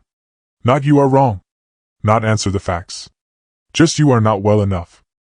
I looked at her and saw, really saw, how long she had been practicing this version of me in her head. Then Keen said something that would later save Mara 6 weeks of paperwork. "We are wasting time. If Samuel refuses collaborative review, we move to protective recommendation based on pattern and witness support. That is enough for interim containment." Interim containment. There it was. Not care. Containment. Not help. Containment. He had said the quiet part in my study with Michael's scholarship plaque behind my shoulder and 4 recording devices drinking every syllable. I almost thanked him. Instead I said, "Witness support from who?" Keen answered, "Because arrogant men mistake resistance for leverage right up until the second it becomes evidence. Family. Care staff. Board context. It does not take a coma to require a boundary." A boundary. How exquisitely clean. He stood then, gathering the leather case. "We are done for today." "No," I said. "You are." Rebecca moved toward him at once. Adam too. A unit reforming under pressure. Keen paused at the door and gave me one last clinical look, as if deciding whether I was still pliable enough to matter. Then he said, "Monday will be harder if you keep forcing concern into conflict." And he left. When the front door shut, the whole house seemed to exhale. Rebecca stayed in the study. Adam closed the door. That interested me immediately. Because whatever came next, they had decided Keen no longer needed to hear it.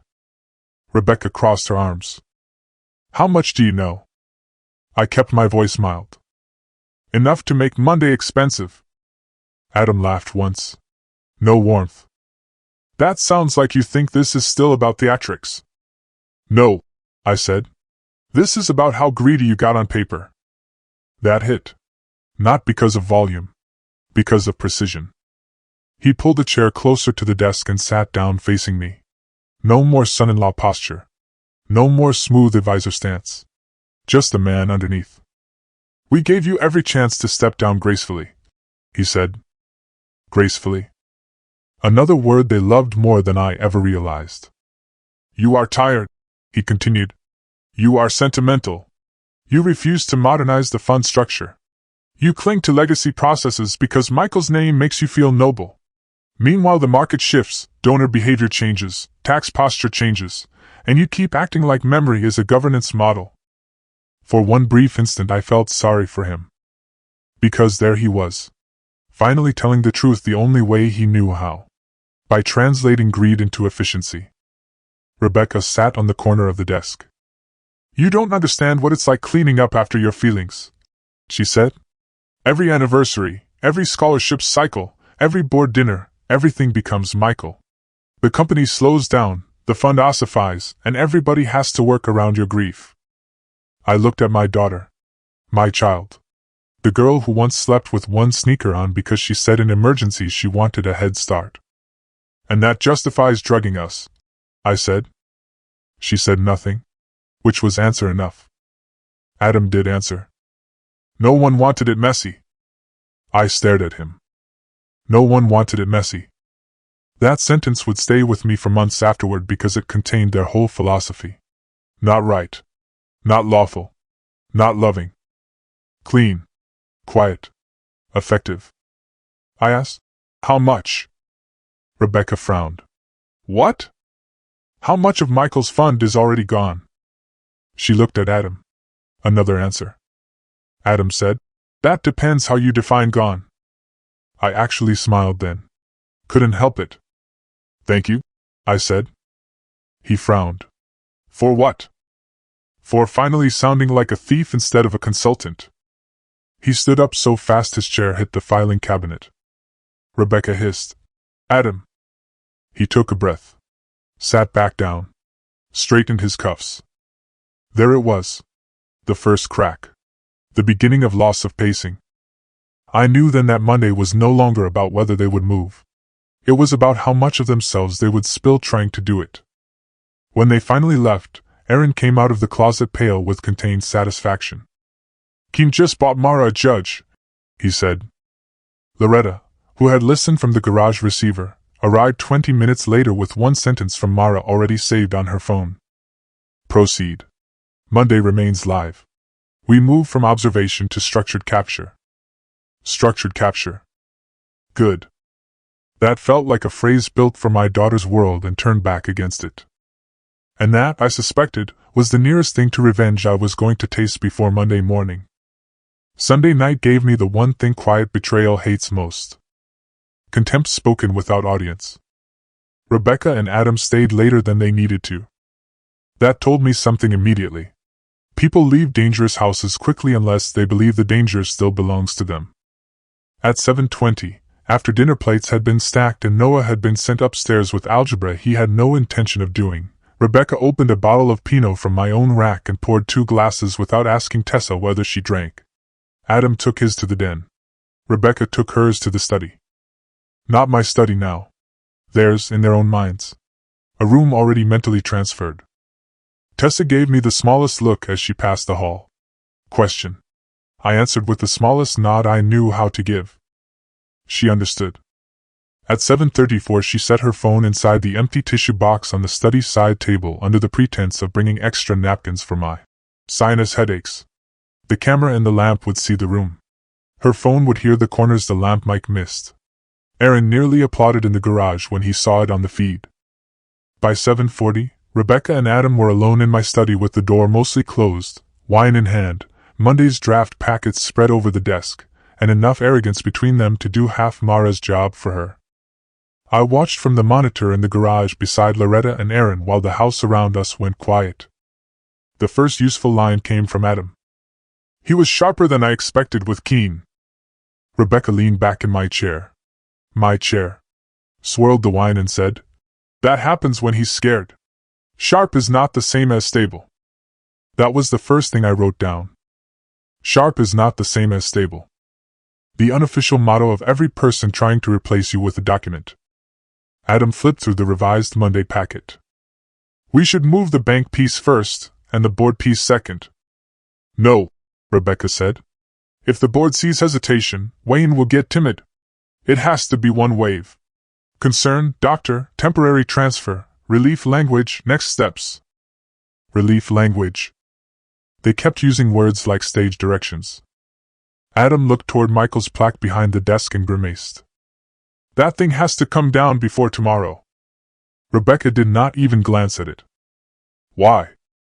"Because once people get sentimental, they stop hearing numbers." She took a sip of wine. "Then keep them away from the wall." I watched that exchange 3 times later, and it still did not get easier. Not because of what it said about money. Because of what it said about memory. My son reduced to poor optics. Then Adam set down his glass. "What if he pushes publicly on Helen's toxicology?" Rebecca shrugged. "We call it grief plus confusion. That won't hold if she talks. She won't have standing if we frame her as over-involved spouse in denial. There. Not just me. Helen too. A full family weather system built around neutralizing objections." Adam tapped the packet again. "I still think Keen should have signed tonight. He doesn't like handwriting risk after dark." She smiled into the wine. "Funny, isn't it? Men will fake half a mind but get precious about ink." That line mattered too. Handwriting risk. Meaning signatures mattered. Meaning they knew exactly how much of this rested on paper they could later defend. Then Adam asked the question I had been waiting for. "How much can we move before anyone realizes the scholarship reserve isn't whole?" Rebecca did not answer right away. She opened the second folder. The private one. I had never seen it before. Tessa's phone caught the page titles as she slid them under the lamp. Michael Doran Scholarship Reserve Summary. Historic Outflow. Bridge Allocations. Cinder Ridge Advisory Transfers. Reimbursement Ledger. Reimbursement. I felt Loretta go still beside me. Adam ran his finger down the column. After tomorrow's first wave, we can justify about $420,000 as strategic temporary repositioning. More if the donor vehicle closes before year-end. $420,000. Not rumors. Not soft theft. Not fee drift. $420,000 moved through my dead son's name while they sat in my house drinking my wine. Loretta whispered very quietly, "I am going to need a minute with something breakable after this." Rebecca flipped another page. "Don't panic. A good chunk cycles back once the advisory wrapper is in place. And some of it already covered bridge expenses." "What bridge expenses?" She looked irritated. How dare he not keep up with the crime architecture? Lucy's tuition deposit. The condo renovation. Keen's retainer. Wayne's emergency review language. Tessa's cash. Nina's retention bump. You wanted all of this to stay clean, remember? There it was. The private accounting of rot. Lucy's tuition deposit. That hit me differently than the rest. My granddaughter went to the public elementary 3 blocks from our house. She loved that school. Knew every crossing guard by first name. Cried for 2 days when the art teacher took maternity leave because she thought babies were stealing adult attention unfairly. Tuition for where? Adam asked. Rebecca said, Briarcrest. I looked at Loretta. She looked back at me. Neither of us had to say it. Briarcrest was a private boarding academy 40 miles away with brick dormitories, equestrian marketing, and families who liked the idea of children becoming polished at a distance. Adam frowned. That was not the plan until next year. It is now, Rebecca said. Once this turns, Lucy needs clean routine. Not grandpa stories and Helen whispering about tea. Not grandpa stories. Not truth. Stories. Adam leaned back. She'll hate it. She'll adjust. That sentence hurt more than the money. Because children are always the easiest collateral for adults who speak in systems. Adam took another drink. And Tessa? What about her? How long do you think she stays quiet after we're done? Rebecca looked bored. Actually bored. She won't risk 12 grand and a tenancy crisis to become principled. Wrong. Dangerously wrong. Again. She had confused hardship with emptiness. I watched Tessa through the kitchen camera then. She stood at the sink with her back to the room, hands still in the dishwater, shoulders square as wood. She had heard enough through the doorway crack to know Briarcrest mattered, Lucy mattered, the money mattered, and she herself was being priced like a cleaning invoice. The study conversation kept spilling. Adam said, What about Samuel's signatures? He hesitated yesterday. Rebecca laughed once. He hesitates at anything not wrapped in nostalgia. Tomorrow he only needs to acknowledge the board concern and the interim support framework. Wayne takes it from there. And if he refuses? She swirled the wine again. Then Keen's preliminary note plus Tessa's observation log plus family concern plus his own behavior tonight, and tomorrow morning make the case. Nobody in that room wants a scene. They want stability. Stability. Always the same words dressed for different weather. Adam said, You really think Paul stays neutral? Paul loves the business more than he loves drama. If the room leans one way, he'll lean with it. Men like that always do. I wrote that down too. Not because it was true. Because it showed how small she had learned to make everyone in her head. Then Adam asked the question that turned the whole thing from theft into something even meaner. What if Samuel signs, but later claims he didn't understand? Rebecca looked around my study as if everything in it already belonged to an old version of the world. Then that just proves why we were right to move quickly. There it was. The perfect trap. If I signed, they win. If I protested later, the protest becomes evidence for why I should have been managed sooner. If I refused, the refusal becomes agitation. If I fought, the fight becomes instability. This was never going to be one paper. It was an enclosed reasoning system. A room with legal walls instead of locks. At 8:21, Lucy called from upstairs. "Mom?" Rebecca stood, annoyed. Lucy called again. Louder. Rebecca hissed, "What now?" She went upstairs with her wine glass still in hand. Adam stayed in the study and opened the Cinder Ridge file again. He muttered to himself while checking numbers. Keen 40. Wayne 20. Bridge float 90. Tuition 75. Advisory roll in 180 projected. Tax bleed manageable if... Loretta touched my arm sharply. 40 to Keen. I nodded once. That would matter later. Then something unexpected happened. Lucy came down 5 minutes later, not with Rebecca but alone. She crossed the hallway in pajama pants and one sock, paused outside the study door, and asked the question no child should ever need to ask.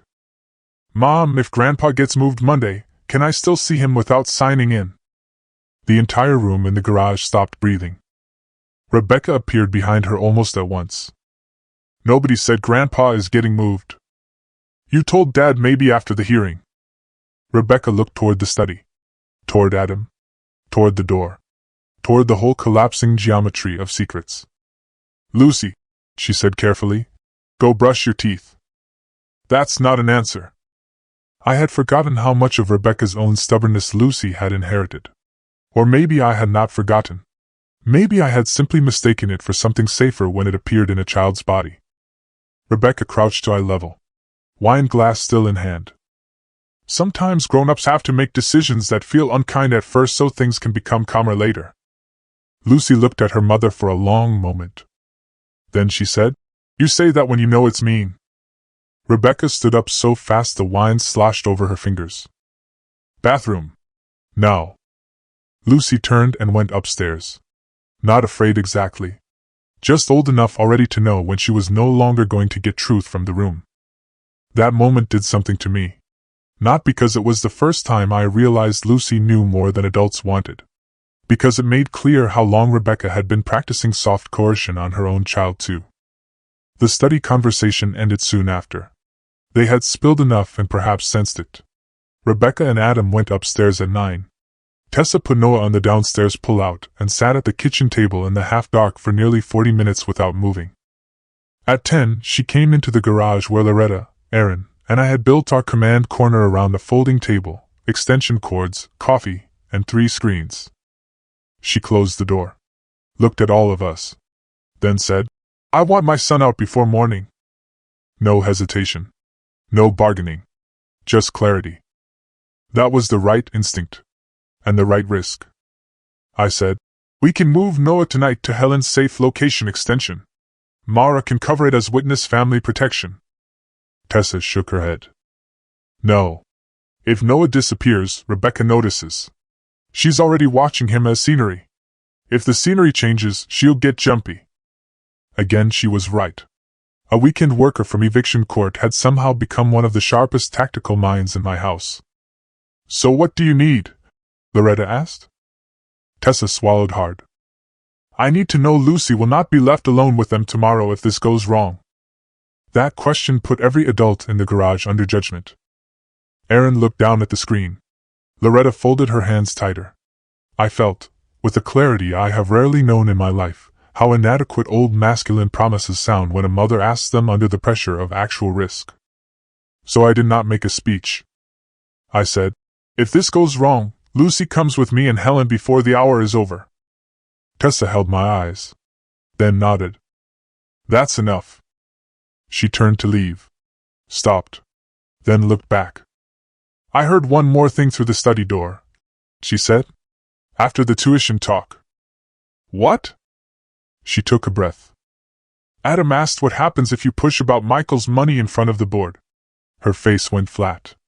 Rebecca said, "Then we let him cry. Crying old men are persuasive in the wrong direction. The room will start managing him for us." That was the point where even Aaron swore out loud. Not because it was the worst thing we heard all weekend. Because it was so strategically cruel. They had not just planned for my grief. They had built a use case for it.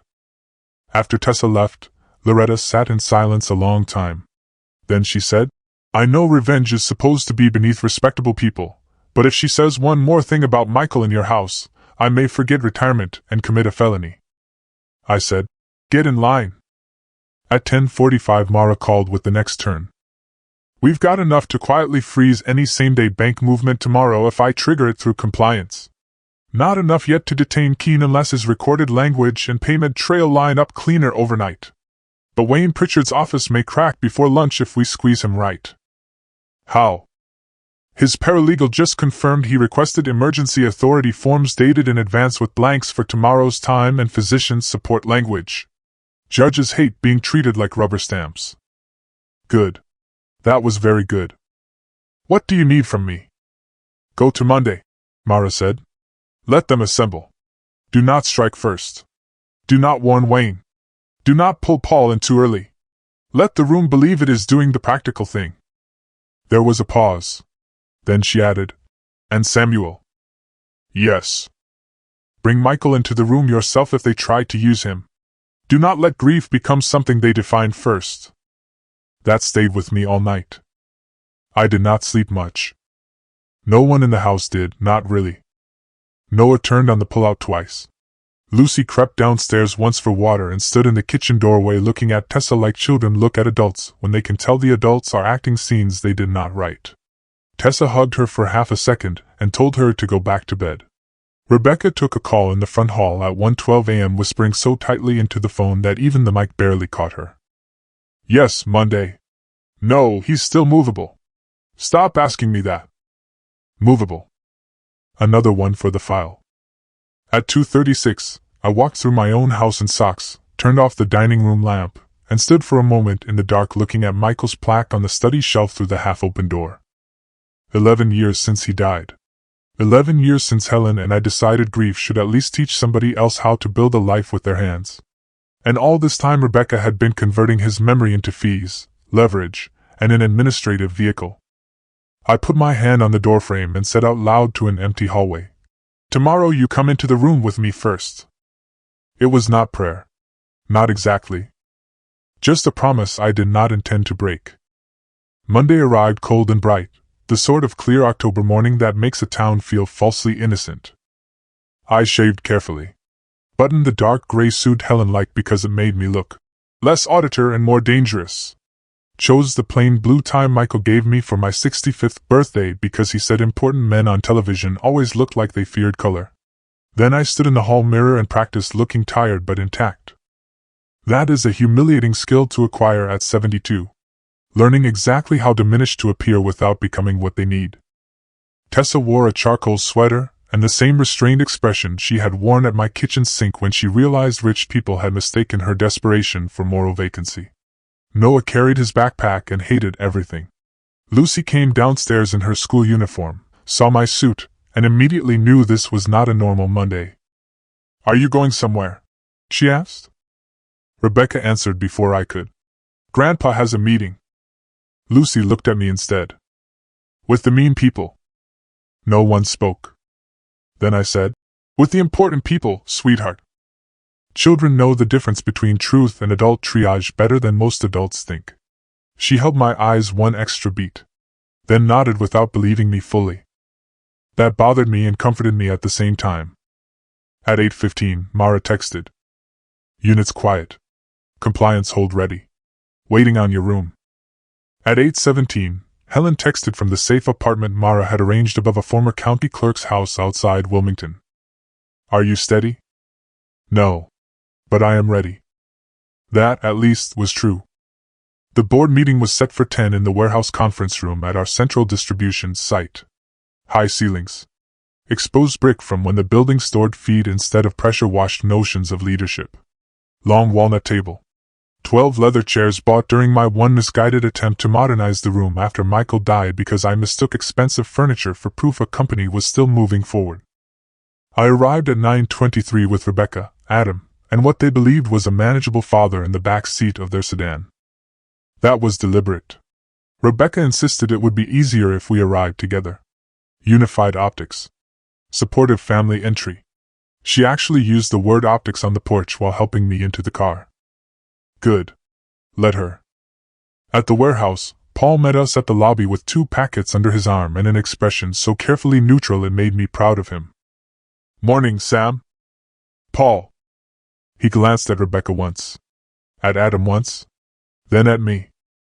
The look lasted less than a second. Enough to confirm he understood the room was no longer ordinary. Board members trickled in over the next half hour. Wayne Pritchard with his polished county attorney smile and a briefcase he held too close. Ellen Byrne from accounting, eyes a little too wide for simple Monday boredom. 2 outside trustees from the scholarship board. Janice Morrow from vendor relations. Dale Mercer from the South Store. Brent from First County Bank. And right on time at 9:56, Dr. Adrian Keene in the same navy overcoat, this time carrying a shorter folder because today he expected paper, not conversation. No notary in sight. Interesting again. Maybe they planned to do the authority stage under the cover of board concern first, and notarize after. Maybe they still believed gentleness could carry the room. When I entered the conference room, 3 things were waiting at my seat. The ordinary agenda, the revised succession packet, and a bottle of water with the cap already loosened. I looked at Rebecca. She smiled. "It's easier on your hands." That might have been true once in some other universe. In ours it sounded like rehearsal. I sat down, placed Michael's tie straight once, looked around the table, counted the exits, counted the allies, counted the people who still thought they were attending a responsible family transition and not a live dissection. Paul opened the meeting on schedule. "Thank you all for making time on short notice." Rebecca sat to my right. Adam to her right. Keene across from Adam. Wayne near the head so he could become official at the correct cue. Classic. They had built the geometry for me before I arrived. Paul reviewed inventory trends, vendor consolidation, winter logistics. Normal board language first. That too was strategy. Start ordinary. Move sensitive. Make the extraordinary feel like a continuation instead of an interruption. At 10:16 Rebecca asked for agenda item 4. Family continuity and chairman's support. There it was. Paul looked at me. Just a fraction. Then said, "Go ahead." Rebecca stood. No notes in hand at first. Good. That meant she had practiced. "I know everyone at this table respects my father deeply," she began. "And I also know the last thing he would ever want is to make a personal matter into public discomfort. But out of respect for both him and the company, Adam and I felt it was important to bring some supportive planning options before the board rather than wait for an emergency." Supportive planning options. Private concern performed in public syntax. She spoke well. I will not lie about that. Bad people are often terribly competent. That is part of what makes them bad for so long. She mentioned my July fall. My recent fatigue. My episodes of overload. Helen's hospitalization framed as a destabilizing event for the household. My deep and understandable attachment to Michael's legacy framed as emotionally significant but administratively burdensome in scholarship season. I watched faces around the table as she spoke. Brent from the bank. Uneasy but professional. Already partly leaning toward caution because bankers like clean transitions more than truth when they think truth may become paperwork they have to defend later. Ellen from accounting. Tense. Not convinced. Good. Wayne. Too smooth. He knew more than he had admitted. Paul. Neutral on the surface. Angry in the neck? I have known him long enough to spot it. When Rebecca introduced Keene, she softened her voice further. "Dr. Keene is not here to diagnose or embarrass anyone. He's here to help us preserve dignity while reducing unnecessary strain." There it was again. Dignity. Strain. Every theft today would arrive dressed as kindness. Keene rose. Opened the shorter folder. "As Ms. Holt said, my purpose here is modest," he began. "I am not making a sweeping cognitive determination. I am offering a provisional recommendation based on family collateral, observed presentation, and the clear need to reduce high-pressure fiduciary burden until fuller assessment can be completed." Provisional recommendation. Observed presentation. Family collateral. He was better today. Tighter. More careful after Sunday. But not careful enough. He went on. In situations like these, temporary delegation is often the most humane course. It preserves honor, reduces conflict, and prevents avoidable harm. Avoidable harm. I thought of Helen on the washer lid with her hand to her chest. Wayne slid a packet forward. Timing perfect. Smooth. Predatory. "This is only an interim framework," he said. "No one is stripping anyone of identity here. We are simply creating a protective bridge while Dr. Keene completes a comprehensive review." Protective bridge. Another soft structure over a pit.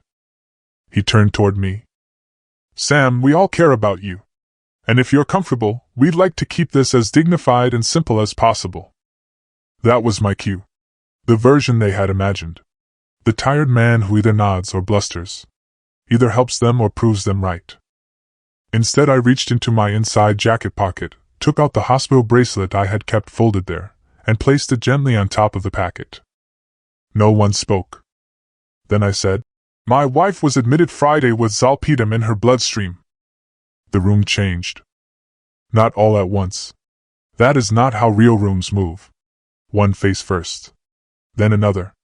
Then the general temperature shifts and everyone realizes the script they thought they were attending may no longer match the stage. Rebecca said very fast, "Dad, this is exactly the kind of emotional derailment." I raised my hand and she stopped. Not because she wanted to. Because old habits still had some authority left in them. I looked at Keene. "You came into my house yesterday and discussed interim containment before examining me. Today you are telling this board your role is modest." Keene's face stayed composed. But I saw the pulse move in his neck. Wayne tried to intervene. "Sam, no one here wants accusation. This is a support discussion." I turned to him. "You predated emergency authority forms." That hit. Not because everyone understood it immediately. Because Wayne did. His right hand moved off the packet at once. I continued before anyone could take the floor back. Adam printed revised Treasury projections before Keene evaluated me. Rebecca certified false observation logs. A temporary bank conference was scheduled in my name without my approval. A so-called respite worker was paid $12,000 cash to create a weekend care record. And $420,000 has already been siphoned through advisory structures tied to my dead son's memorial scholarship. No one breathed properly after that. Brent from the bank looked at Adam. Then at Wayne. Then at the packet in front of him as if it had started speaking in a language he had not agreed to learn. Ellen from accounting said, "What?" "Just that. Raw enough to be useful." Adam recovered first. Of course he did. "This is precisely what stress-driven narrative looks like," he said. "Sam is conflating unrelated advisory items with health concern because he feels cornered." He said it well. Too well. He had practiced some version of this too. I reached to my left, took the revised succession packet Rebecca had placed at my seat, and held up page 7. "Then explain why Holt Advisory projected administrative fee extraction from the Michael Doran Scholarship Reserve before today's meeting began." Adam stayed seated. That was smart. Standing would have made him look defensive. But his voice hardened. "Projected fee analysis is not extraction." "Then explain Cinder Ridge." His jaw moved once. Nothing else. I looked at Brent from the bank. "Ask him what Cinder Ridge Philanthropic Services is." Brent actually did. Maybe because banks prefer fraud with clean categories and had just realized family concern might not cover what was sliding toward his desk. "What is Cinder Ridge?" he asked. Adam said, "An inactive donor management shell prepared for future optimization." "There," he said, "shell." Not in those exact words, maybe in his own head, but close enough. Paul spoke before anyone else could. "Why would a memorial scholarship need a shell?" "Good man." Rebecca jumped in. "Because Dad refuses modernization and every single process around Michael's name is emotionally frozen in time." I turned to her. "There it is." "What?" "The part where grief becomes your justification instead of your shame." Rebecca's face went white for 1 second. Then flushed. "Do not do that to me in this room," she snapped.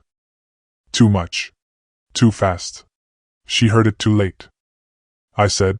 You moved money through Michael's scholarship to cover Keen, board language, private tuition, and a condo renovation. Ellen said very quietly now. Private tuition for who? Rebecca's head turned too sharply. Lucy. One word. Too quick again. Too real. Janice from Vendor Relations looked up from her packet. Lucy goes to Lincoln Elementary. Rebecca said nothing.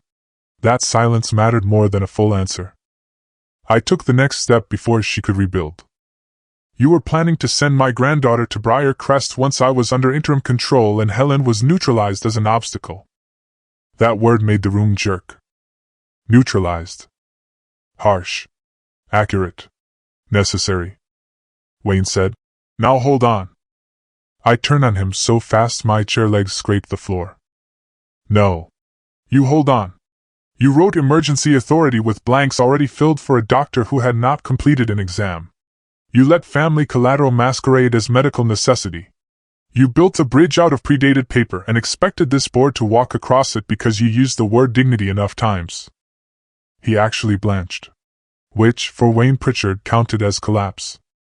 Keen stood then. Bad move. Standing gives a room an axis. Today it gave me one. I will not remain in a proceeding that has become hostile and clinically unsafe, he said. Aaron, listening from the truck outside, would later tell me that was the moment he texted Mara, room is open. I looked at Keen and said, you were paid $40,000 to make concern look medical. That broke the board. Not literally. Professionally. Questions started from 3 directions at once. 40,000? Paid by who? What worker? Hospitalized for what? Wayne, is that true? Brent, did the bank know? Noise filled the room. Good. Noise is what happens when polite structures finally realize they have been standing on rot. Rebecca slammed her palm on the table. Enough. And for 1 second the whole room actually gave her the silence she demanded. 12 people still half-trained by her confidence. She stood there at the head of the long walnut table in a cream blazer and pearl studs looking exactly like what a community donor board expects a responsible daughter to look like when older men become difficult. Then she said the sentence that ended her. You are all acting like this is theft when it is triage. My father has been impossible for years. My mother died and he buried himself in Michael, then Helen made everything softer and less disciplined, and somebody had to keep this family, this company, and that fund from drowning in his grief. Impossible. Again. Not ill. Impossible. She pointed at me. He signs things and forgets. He cries at scholarship meetings. He freezes every policy if Michael's name is on the line. He would rather worship pain than modernize anything. And yes, I used what access I had because none of you would ever make the necessary call while he was still charming enough to make you sentimental. There it was. No more honey. No more daughter. Just logic wearing contempt openly. I said nothing. That was important. If I had spoken then, I would have blurred her with me. Better to let her own words walk alone in the room. Adam stood too. Trying to salvage. Trying to turn her back into reasonable shape. She's upset, he said. We all are. No one here denies that processes got ahead of feelings. But that does not erase the underlying concern. Then the conference room door opened. Mara entered first. Not in uniform. Dark suit. Task unit credentials in hand. 2 officers behind her. Then a bank compliance attorney Brent clearly had not expected to see until after lunch. The timing was perfect enough to feel theatrical and real enough to survive a courtroom. No one sat. No one breathed properly. Mara said, Actually, Mr. Holt, the underlying concern now includes forged medical support, attempted financial exploitation, contaminant medication delivery, and probable conspiracy affecting memorial assets. She placed a folder on the table. Not in front of me. In front of Brent. First County has been placed on an immediate compliance hold regarding all authority changes, transfer vehicles, and advisory access connected to Samuel Doran, Helen Doran, the Michael Doran Scholarship Reserve, and any Cinder Ridge-linked structures. Brent's face lost a year of career confidence in 1 second. Mara turned to Keen. Doctor, I would advise you not to leave the premises until we clarify the billing trail attached to your concern letter. Keen went from smooth to pale so fast it almost felt indecent to watch. Wayne started talking all at once. Now wait, there's procedure, you can't just... Mara cut him off. I can and did. You drafted emergency authority forms dated in advance. We have the pull logs from your office. Wayne actually sat down. Slowly. As if the chair were no longer optional. Rebecca looked at me then. Really looked at me. Not as father. Not as Mark. As opponent. I cannot believe, she said softly, that you brought police into Michael's room. Michael's room. For 1 second I almost admired her. Even then she reached for moral framing. I answered quietly. Not his room. His name. That mattered to me. Maybe not to anyone else. But it mattered. Mara nodded to the officer beside her. He approached Adam first. That too was perfect. Not Rebecca first. Adam. The man who thought process would hide him. Mr. Holt, we need your phone and any advisory storage devices in your possession. Adam laughed once. Thin. Hopeless already, though he did not fully know it yet. This is an ambush. Mara answered. Yes. Honest. Beautiful. Complete. Rebecca turned toward the door as if measuring flight. 2 steps maybe. She was never going to outrun anything in heels in a room full of witnesses, but calculation lives even after logic leaves. Paul spoke before she moved. Becky. Just that. The old name. Soft. Destroyed. She stopped. He stood with both hands on the back of his chair. Was any of it true? Not shouting. Not theatrical. Just the question one man asks another human being when the world in front of him no longer fits inside ordinary disappointment. Any of it. Rebecca's face did something I had not seen since she was 15 and got caught lying about crashing the station wagon into the fence post. Not remorse. Not guilt. Resentment at being cornered by smaller facts than she felt she deserved. Finally she said, True enough. That was the last line anyone needed from her in that room. The officer took 1 step closer. Rebecca looked at me and said, almost conversationally, If you had stepped down 2 years ago, none of this would have been necessary. There are sentences a man remembers forever not because they wound him, but because they simplify the person who said them more perfectly than any explanation could. None of this would have been necessary. The tea. The false logs. The dead son's money. Helen's hospital bed. Lucy's boarding school. All of it to her still lived inside the category of necessity. I said, That sentence is why you will lose everything. Then the room moved again. Phones collected. Packets bagged. Brent stumbling through his own legal language. Ellen crying silently because good accountants often do once numbers become moral. And through it all, Michael's plaque stayed visible behind my chair exactly where Aaron placed it. That mattered too. Because I wanted his name in the shot when the machinery finally cracked. I wanted them caught next to the boy they had been billing against. By 11:25 the boardroom was empty except for me, Paul, Loretta, and Mara. The table still smelled like coffee, paper, and the sharp metallic taste catastrophe leaves in the air even when no blood is involved. Paul sat down heavily and rubbed both hands over his face. I am so sorry, he said. I looked at him. For what? For not seeing it sooner. There are apologies that help and apologies that only move shame around the room. His helped. I sat down across from him. They built for that, I said. They counted on decent people preferring continuity until continuity became a trap. Mara closed her folder. This is not over, she said. It only looks over because the visible part just broke. I knew that. Of course I did. Patterns like this do not end because one meeting goes bad. They end because every paper touched by the meeting starts growing teeth. Still, as I sat in that conference room with Michael's tie still at my throat and my daughter's chair pushed back from the table she meant to inherit by force, I felt the first clean edge of something I had not let myself touch all weekend. Not relief. Not victory. Permission to stop pretending I might still be wrong. The first thing I did after the conference room emptied was call Helen. I stepped into the loading bay behind the warehouse where forklifts usually beeped and men shouted over pallets and diesel. Now it was quiet except for the wind worrying the loose edge of a shipping tarp and the faint vibration of my own pulse still trying to figure out whether the danger had passed or only changed clothes. Helen answered on the first ring. Well, just that. I leaned one shoulder against the cinder block wall. They tried it. A breath. They failed. Silence. Then the smallest sound. Not quite a sob. Not quite a laugh. The sound of a strong woman letting herself unclench one finger at a time. Is Rebecca arrested? Not yet. Adam. Phones taken. Movement frozen. Mara is still sorting what becomes detention and what becomes seizure. Lucy. That was the real question. Always had been. She's still at the house for the moment with Tessa and Noah. I'm going there now. Helen exhaled. Bring her to me. I will. No speeches. No fragile reassurances. Bring her to me.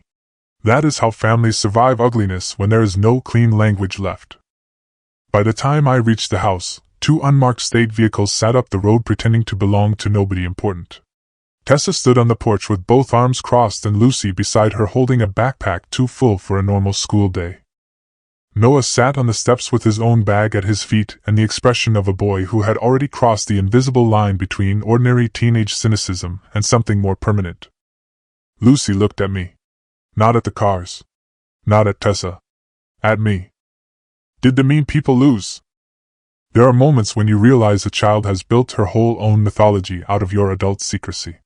Sometimes all you can do is answer cleanly. Yes, I said. They did. She considered that. Then she asked, for real or adult real? I almost smiled despite everything. For real. That was enough. She came down the steps and wrapped both arms around my waist hard enough to remind me how much of life still lives below the level of courts and forms and criminal language. Tessa handed me the backpack. She packed herself, she said. Shoes, sweater, sketchbook, rabbit, toothbrush, one alarming number of markers. Lucy looked offended. They're all useful markers. Of course they are, I said. Noah stood up. Looked at me with the same cautious steadiness his mother had shown all weekend. Are we leaving too? Tessa answered before I could. Yes. He nodded. No drama. Just motion. Another child who had learned not to ask for too much explanation from bad rooms. I said to Tessa, Mara will get you both somewhere quiet until formal statements. After that, if you still want it, Helen and I will cover a month's rent wherever you choose to land. She opened her mouth to refuse on pride. Closed it again. That too told me I had guessed their situation correctly. You don't owe us that, she said. No, I answered. I owe somebody. Might as well start where the ledger's real. She looked away then. Not because she was ungrateful. Because dignity sometimes needs a second before it can accept rescue without feeling reneged by it. Inside the house, everything looked exactly the same and completely different. The blue mug sat in the sink. The care binder lay open on the island where Rebecca had left it when she drove me to the warehouse. One of Lucy's homework sheets was still under the fruit bowl with a half-finished sentence about regions of Pennsylvania. All the ordinary debris of a family morning. Only now it had become aftermath. Mara's tech team arrived 12 minutes later. Quiet shoes. Evidence bags. Camera wands. The practiced indifference of people who know the scene usually gets stranger after you arrive, not before. I walked them through the house room by room. Kitchen. Study. Drawer. Desk. Trash. The guest room where Tessa had laid out the false respite schedule. The downstairs powder room trash with the blister foil. The binder tabs. The pen jar camera. The lamp. The notepads. The kettle. One of the technicians, a young woman with a braid and blue gloves, lifted the blue mug in both hands and said, Funny how the whole case ends up needing a cup. No, Loretta said from behind her. The whole case starts with the child. The cup just helped. That was right. More right than most legal summaries ever manage. At 2 o'clock Mara called me into the study. She stood by the desk with a folder open and 3 separate chains already tightening in her voice. Keen's office is being searched. Wayne's paralegal turned over the predated authority templates and his call log. Nina confirmed the fee schedules and the July after-hours document scan. And Brent's bank counsel has just informed us that Adam tried to set up a same-day advisory contingency queue Friday night pending your Monday acknowledgement. I sat down slowly in my own desk chair. They were going to move it before lunch. Yes. How much? Initial freeze request covered approximately $870,000 across company-adjacent funds, scholarship reserve overlap, and advisory migration staging. She tapped another page. But that's just immediate exposure. We've also found 2 lines of credit tied to Cinder Ridge and 1 condo renovation trace that folded through a reimbursement layer. I rubbed my face once. Michael's fund. Helen's hospital bed. Rebecca's wine on my study desk. All of it still sat in the same body even while the numbers kept widening. Mara looked at me for a second longer than strictly professional. This will get uglier before it gets cleaner, she said. I know. Do you? That question was not sarcasm. Not even challenge. Just the truth asking for honest company. I thought about Lucy's backpack. About Noah on the steps. About Tessa hearing her own value priced aloud in the study. About Paul apologizing in the warehouse. About Helen asking whether I meant to survive Monday or end it. Finally I said, no. But I'm past pretending ugly surprises me. That answer satisfied her enough. By 3, Lucy was settled in Helen's temporary apartment, sitting cross-legged on the rug and opening marker caps in the methodical sequence children use when they are trying to make at least one corner of the world obey. Helen looked better. Still pale. Still carrying the kind of exhaustion that makes a person seem briefly made of glass. But upright. Warm blanket over her knees. Hair brushed. Eyes clear. Lucy ran to her and buried her face against Helen's sweater. Mom said you were resting because grown-ups were being weird. Helen looked over the child's head at me. There are marriages made mostly of love. And then there are marriages where love learns enough discipline to become communication across rooms without words. We had become the second kind long before Monday. She asked Lucy, are they still being weird? Lucy considered. Then said, less powerful weird now. That was nearly the exact phrase I needed. Later that evening, after Lucy fell asleep on the sofa with marker stains on 2 fingers and Noah had been driven with Tessa to a protected motel under Mara's arrangement, Helen and I sat at the tiny apartment table eating takeout soup from cartons. For the first time in 3 days, there was no need to play tired, confused, compliant, or strategic. Only tired remained. Helen stirred the soup. Not because it needed stirring. Because she thinks better when her hands have work. She did the same thing with tea all through our marriage. You know what I hate most, she said. I expected poison. Or Rebecca. Or the use of Michael. Instead she said, the boarding school. I looked up. More than the money. More than the papers. Even more than the mug. She put down the spoon. Because it means she had reached the point where distance from love itself looked efficient to her. Not just from you. From Lucy too. That was exactly it. And hearing someone else say it made the grief inside me reorganize around a clearer center. It wasn't just greed, Helen said. Greed can still leave room for attachment. This had crossed into redesign. Redesign. That was the word. Rebecca and Adam had not just wanted money. They wanted a cleaner family architecture. One with fewer inconvenient bonds. Less grief. Less memory. Less friction. Less of me. Less of Helen. Eventually perhaps less of Lucy unless she performed as expected. I stared out the apartment window at the dark line of parked cars below. When did we lose her? Helen answered immediately. We didn't lose her all at once. We just kept mistaking each smaller compromise for something she would outgrow. That was honest. Painfully honest. And, like most painful honesty, overdue. The next morning Mara called before 7. Rebecca and Adam had each retained counsel overnight. Wayne had turned cooperative enough to save his own skin if possible. Keen was no longer arrogant. That was excellent. Arrogant men make slow defendants. Frightened men make fast paper. More important, Mara said, we found the reimbursement ledger. That was the file Rebecca had opened in the study with the wine in her hand. The one marked bridge allocations. Inside it, line by line, sat the whole weekend's moral rot translated into accounting. Lucy tuition reserve. Keen retainer. Crisis counsel drafting. Temporary care staging. Household observation support. Condo reimbursement. Discretionary donor transition. Legacy fatigue note. Legacy fatigue note. I repeated the phrase back to Mara because I thought maybe I had heard it wrong. No, she said. You heard it right. My dead son's name had been reduced to a fatigue event in a spreadsheet. That, more than almost anything else, turned what remained of my mercy toward Rebecca into something colder and cleaner. Not revenge yet. Something adjacent. The knowledge that if the law offered me a chance to make the full architecture visible, I would take it and not look away while it happened.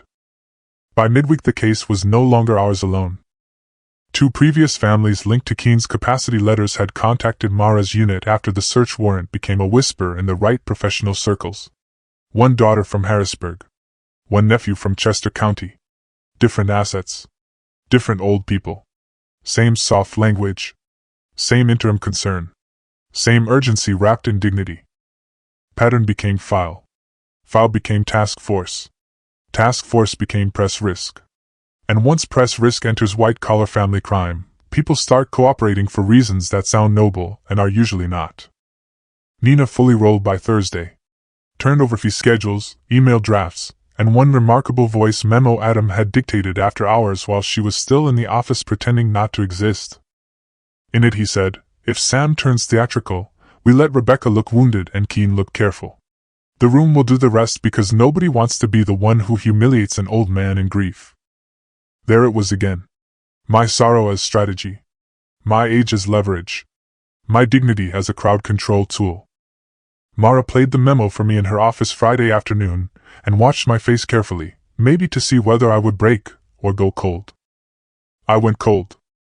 Not dead cold. Not inhuman. Working cold. The kind I used to feel after finding county theft hidden under children's bus contracts or Meals on Wheels invoices.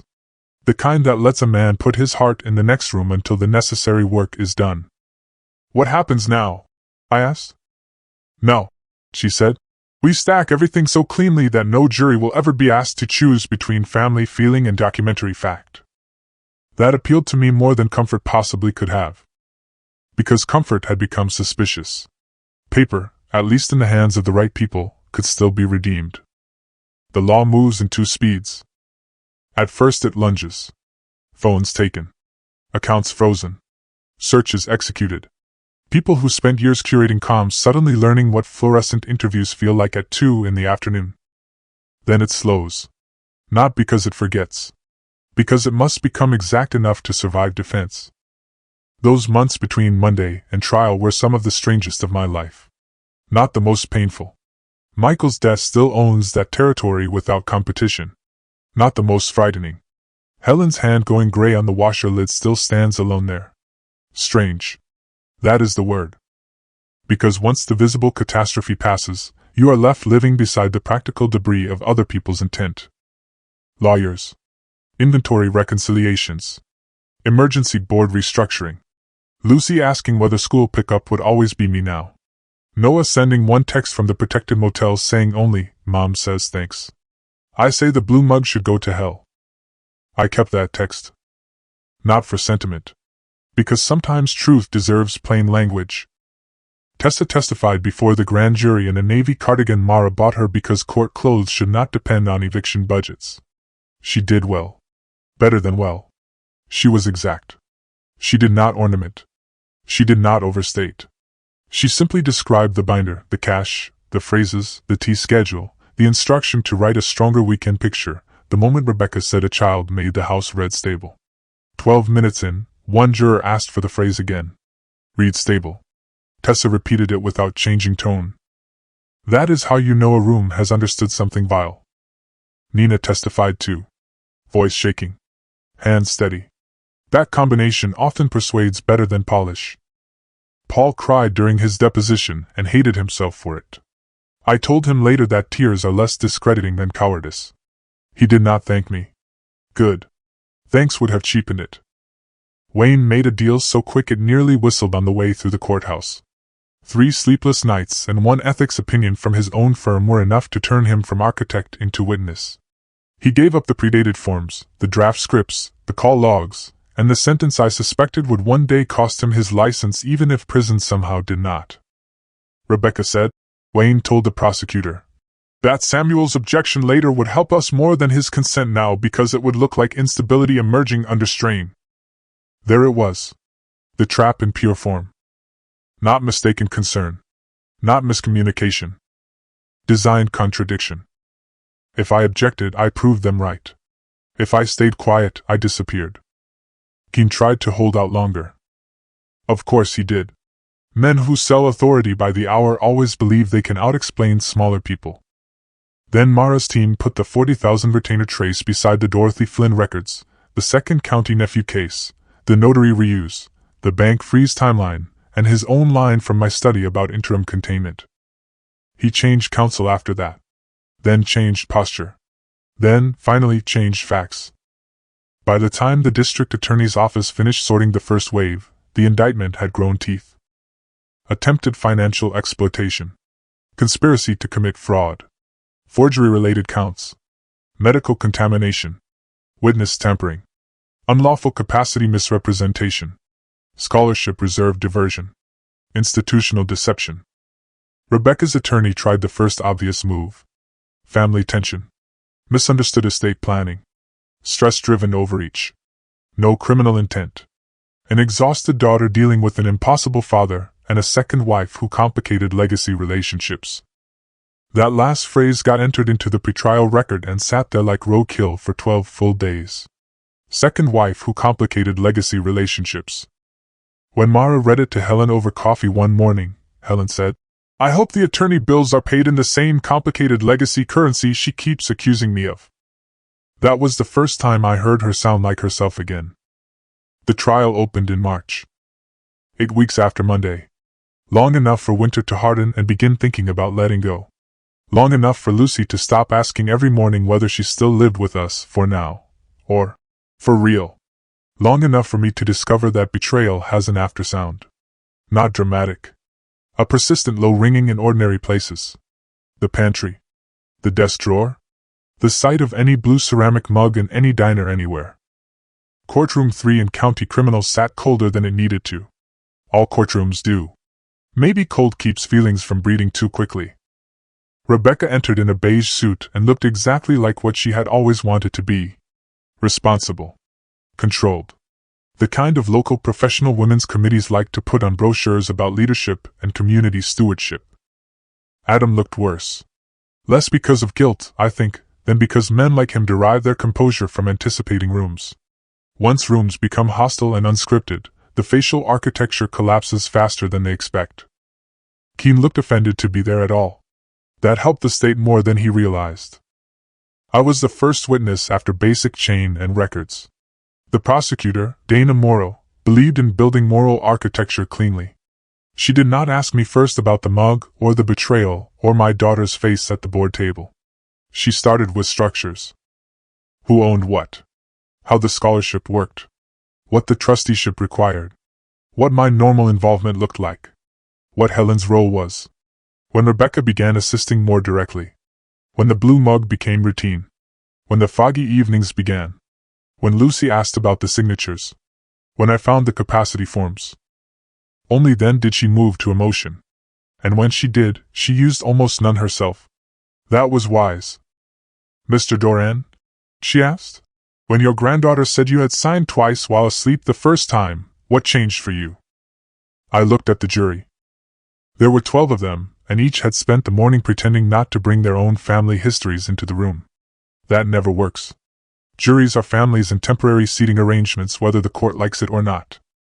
I said, I stopped reading like a father and started reading like an auditor. That line stayed in the papers for 2 days afterward. People told me later it sounded sharp. It did not feel sharp when I said it. It felt tired.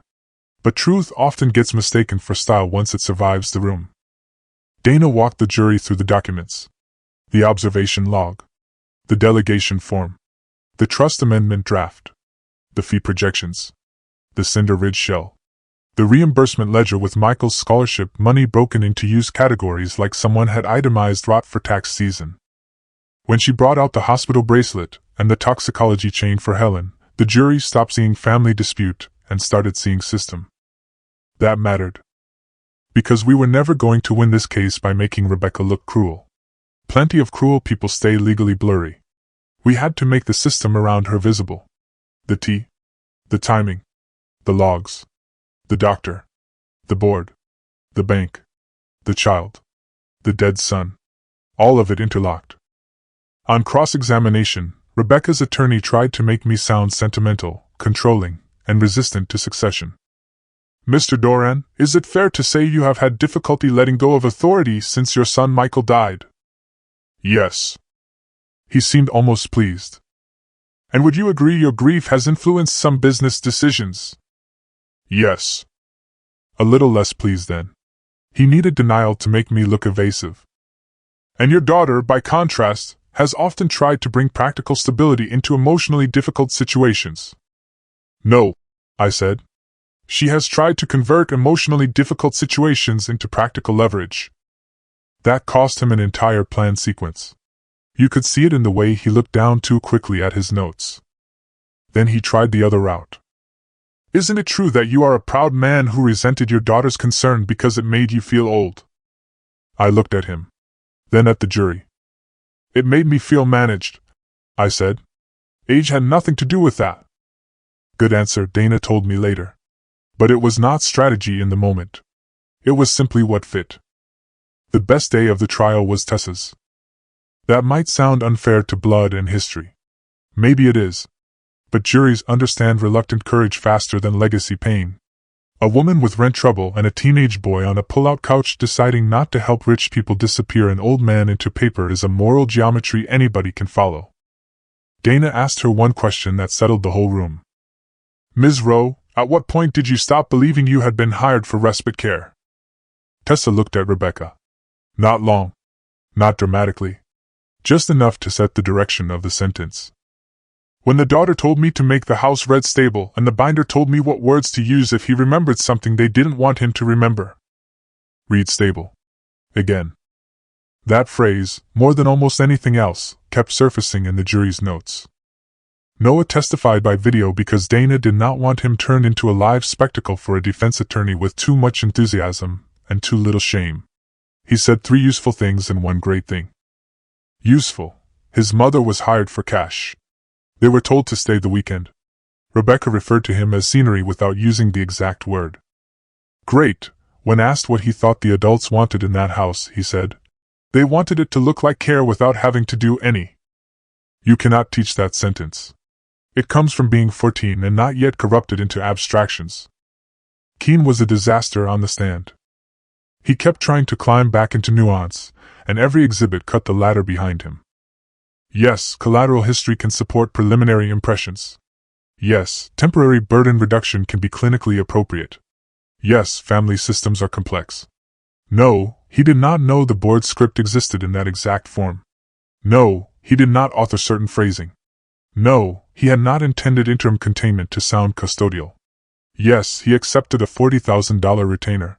Yes, he knew there would be a same-day governance conversation. Yes, he used the same notary in multiple capacity-adjacent matters. No, he did not personally administer anything to Helen. No, he could not explain why concern language and transfer language had developed in parallel before a full assessment.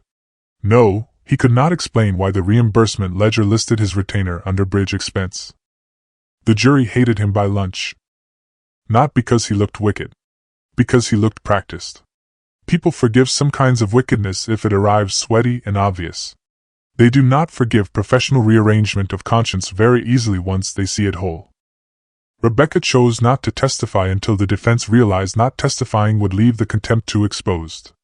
Then she took the stand anyway and made the mistake nearly every intelligent family defendant makes. She argued. Not formally. Not shouting. But underneath every answer sat the conviction that the room was too simple to understand what necessity had required of her. Dana asked, "Ms. Doran Holt, did you move scholarship funds through structures you and your husband controlled?" Rebecca answered, "I repositioned underperforming memorial capital into higher-yield advisory lanes that would ultimately protect the fund from my father's emotional mismanagement." Not yes. Not no. A sermon with invoices inside it. Dana asked, "Did you prepare observation logs that were false in whole or in part?" Rebecca said, "I prepared logs that captured the functional effect of living with my father, not merely the literal wording of each day." One juror actually closed his eyes at that. Then Dana asked the only question that ever really mattered. "Did you or did you not put sedative-bearing tea in front of your father on multiple evenings connected to signature events?" Rebecca looked straight ahead and said, "I put calming tea in front of a man who escalates under strain." That was the moment the whole courtroom understood she would never call anything by its rightful name if a softer one could still serve her. Adam broke differently. He testified because his attorney believed distance and math might save him. He tried to cast himself as the professional husband trapped between a volatile family and a grieving patriarch who refused succession. He said words like modernization, optimization, donor flow, fiduciary duty, strategic buffering. Then Dana played Nina's voice memo. "If Sam turns theatrical, we let Rebecca look wounded and Keen look careful. The room will do the rest because nobody wants to be the one who humiliates an old man in grief." There are moments when a trial stops being trial and becomes demolition. That was one. Adam's face emptied. His lawyer put a hand on his arm. Too late. He had finally sounded like himself. Verdict took less than 5 hours. I had spent enough years around county procedure to know what that meant. Not uncertainty. Not delicate compromise. Recognition. The foreperson was a machinist from outside Milford with broad wrists, and the careful diction of a man who distrusts words he did not make himself. He stood. Held the paper. Answered count by count. Guilty. Guilty. Guilty. Guilty. Some counts merged later. Some did not. That is law. Untidy in its own tidy way. Rebecca heard every one without visible reaction until the scholarship diversion count tied specifically to Michael's reserve and the forged observation record count tied specifically to my capacity. Then something in her mouth trembled once. Only once. Adam stared at the table. Keen stared at the judge with a look of almost personal betrayal, as if the system he had helped manipulate was now behaving rudely by treating him as if he belonged inside it. Sentencing was set 6 weeks later. That gap gave everyone time to produce letters, character statements, community affidavits. You learn a lot about a town during sentencing packet season. Some people wrote for Rebecca because they had always known her as efficient, generous, impossible to fluster. Some wrote for Adam because he had guided our family finances through uncertainty. Some wrote nothing because silence is the cheapest form of cowardice. And some, to my surprise, wrote for me and Helen with such clean anger that I had to read the pages twice to believe people still saw the difference between order and manipulation. Lucy did not write anything, obviously. She drew instead. 3 cups on a table. 1 red X over the blue one. Underneath in heavy green marker. No sleepy tea allowed. I kept that too. Sentencing day was in April. By then the trees along the courthouse lot had started producing the thin green optimism spring always offers before insects and maintenance and human behavior complicate it. Helen wore a navy dress and the silver pin Michael gave her on her 50th birthday because he said librarians deserved medals for reading everyone else's nonsense politely. Lucy stayed with Loretta. I did not want the courthouse absorbing any more of her childhood than it already had. Rebecca entered in county beige again, but without the old contained force. That was gone. Not replaced by remorse. Something smaller. A narrowed version of the self. Like a room after movers take the furniture, and you realize how much echo it always contained. Adam looked exhausted. Keen looked older. Real older, not legal older. The sort that arrives when institutions stop buffering your reflection back to you flatteringly. Dana spoke first for the state. She was not ornate. Thank God. Crimes built on soft language do not need rhetoric and punishment. They need naming. She walked the court through the architecture one final time. The logs. The pre-written board transfer. The memorial fund diversion. The planned neutralization of Helen. The intended removal of Lucy by school and distance if needed. The use of a vulnerable caregiver as set dressing. The deliberate design that made objection itself part of the trap. Then she said the sentence I had been waiting months to hear from somebody in authority. This was not succession planning that went too far. This was a controlled attempt to convert grief, age, memory, and family trust into financial authority. Exactly that. Nothing softer. Rebecca's attorney stood and offered what I expected. No prior record.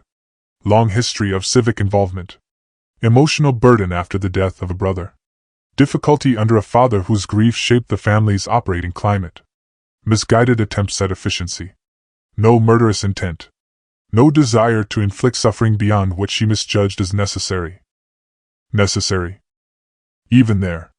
Even at sentencing. Still trying to sneak necessity in through a side door. Then the judge asked whether I wished to speak. I had written 3 versions of the statement. One angry. One cold. One short. I chose short because long speeches sometimes flatter the wrong people. I stood, adjusted Michael's tie, and walked to the lectern. There are moments when a courtroom becomes smaller than the furniture suggests. This was one. I looked at the judge first, then at Rebecca, then at no one. My daughter did not try to steal from me because she needed bread, I said. She tried to steal from me because she decided love, grief, age, and trust were inefficient forms of governance. Nobody moved. She studied my habits. She used my dead son's name as a funding mechanism.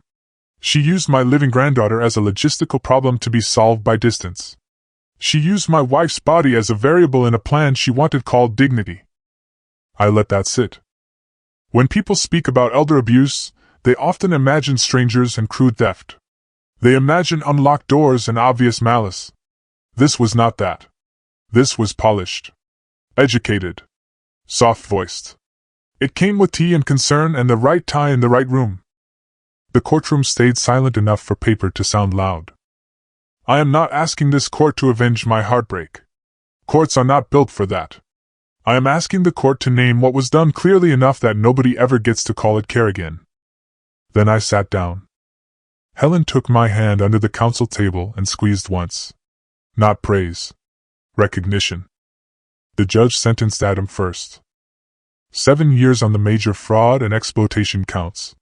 Concurrent terms on related financial deception. Asset forfeiture tied to Cinder Ridge structures. Permanent bar from advisory practice pending federal review. Adam did not flinch until the bar from practice. That was what he actually loved. Not Rebecca.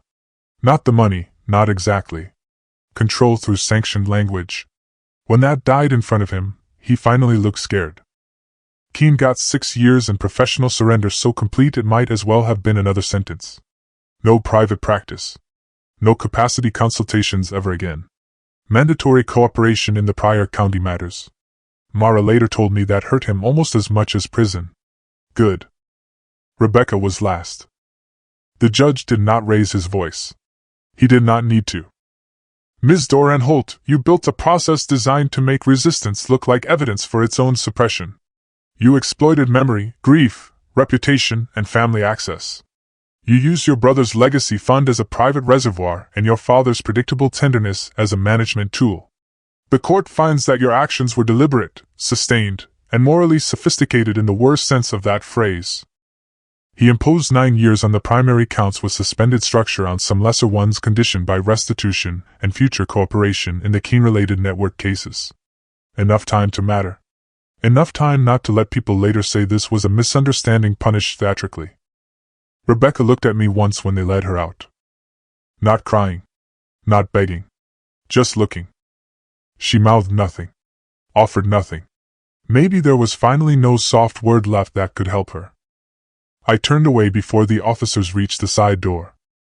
Outside the courthouse, reporters did what they always do when a story contains family, money, medicine, and a child. They asked whether justice had been served. They asked how a daughter could do such a thing. They asked whether I forgave her. I gave them one answer. Forgiveness is private. Naming is public.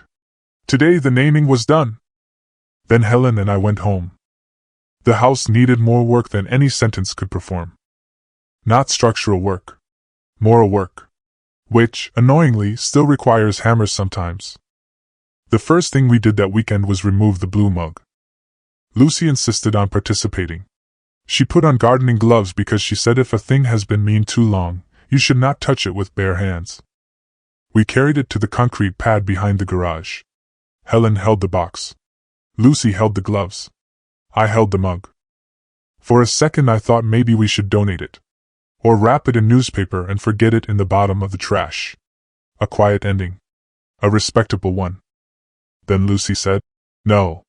I want to hear it stop being our mug." So I dropped it. Blue ceramic on concrete. One clean crack. Then 6 smaller ones. Sound traveling out into the yard and ending there. Lucy nodded. Satisfied. Good. Children understand ritual better than adults who think themselves sophisticated. The second thing we did was restore the scholarship. Not just financially. Symbolically. That matters more than people admit. Paul, Ellen, and I spent 3 straight Saturdays rebuilding the fund structure from the ground up. Independent trustees. Outside annual audit. No family subcommittees. No advisory wrappers. No optimization language anywhere near it. We renamed one part 2. The old packet had said Michael Doran Trade Scholarship Fund. Functional. Accurate. Thin. Now the official name reads, the Michael Doran Working Hands Scholarship. Because Michael never cared about memorial tone. He cared about useful hands and clean work, and whether a thing would hold after weather. By summer the first new recipients came for the photo. 2 welders. 1 HVAC apprentice. 1 young woman going into heavy diesel who shook my hand like she meant it, and told me, "My dad said your son's scholarship kept me out of retail forever." That did something to me. Not closure. Something better. Continuation without theft. Lucy came to live with us full-time under temporary guardianship, while the family court untangled what the criminal court had already made painfully clear. There were visits. Supervised at first through professionals who used words like adjustment and secure attachment and transition stress. All fair words. Not all useless. Some actually helped. The hardest part was not the questions I expected. Not why mom. Not why court. Not why school stayed the same. The hardest part was much smaller. One afternoon in June she spilled iced tea on the kitchen table and burst into tears before I even stood up. "I didn't mean to," she kept saying. "I didn't mean to." I came around the table and crouched down. "It's tea," I said. She shook her head violently. "It was on papers." That was the wound. Not the liquid. The surface it touched. So I got a towel. Handed her another. And we wiped the table together while I said the thing that needed saying. "In this house," I told her, "papers wait for people. People do not shake for papers." She cried harder at that. Which I took as proof it had landed where it needed to. Noah and Tessa landed on their feet faster than I expected and slower than they deserved. Mara helped with witness relocation funds. Helen found Tessa an opening through a real eldercare cooperative run by women who thought binders should serve patients instead of stage managing them. Noah switched schools. Still texted like a teenager under legal threat from punctuation. 3 months after sentencing he sent, "Got a B in algebra." Mom cried. I pretended not to notice. "Also tell Loretta her cat looks corrupt." I passed that along. Loretta said corruption would improve the cat. The network cases beyond ours took another year. Dorothy Flynn reopened her complaint. The Chester County nephew case rolled into civil recovery. 1 banker retired early and called it health. 2 paralegals became suddenly philosophical under oath. 3 different families learned the phrase family observation can be a weapon when carried to the right office by the wrong mouth. Mara testified in all of them. So did I when asked? Not because I enjoyed it. Because once you see the architecture, staying silent starts to feel like subcontracting. A year after Monday, the house sounded like ours again. That is not the same as saying everything healed. Healing is a word people use too casually when they have not had to sleep in the same rooms where the harm was scheduled. Some things stayed. I still read every line of everything before signing, even if it is just the propane delivery agreement. Helen still pauses when tea tastes slightly off, even if she made it herself. Lucy still asks now and then whether adults can become mean by accident, or whether they practice first. I have not yet found an answer that satisfies either of us. But the house changed back in the ways that matter. The study door stays open. No one brings drinks to paperwork anymore. Michael's plaque hangs where the light catches it in late afternoon. And on the kitchen shelf where the blue mug once sat, Lucy placed a row of ridiculous mismatched cups she picked herself from a thrift store. Orange. Striped. One with sunflowers. One with a chipped handle Helen refuses to throw out because Lucy says broken things deserve a job too. One Sunday evening in early fall, almost exactly a year after the dinner when Lucy asked why I had signed twice while asleep the first time, she sat at the kitchen table drawing while Helen read on the couch, and I balanced the scholarship books at the far end with my reading glasses on. She held up the page and said, "Look." It was our house. Not perfectly drawn. Better than perfect because of that. Kitchen window too large. Garage too small. One impossible purple cat in the yard despite Loretta's cat being very much alive and nowhere near our property. 3 cups on the table. No blue one. Across the top she had written in green marker, "No one gets sleepy for signatures here." I looked at it for a long time. Then I set down the pencil, got up, and stood by the sink pretending the late tomatoes needed all my attention.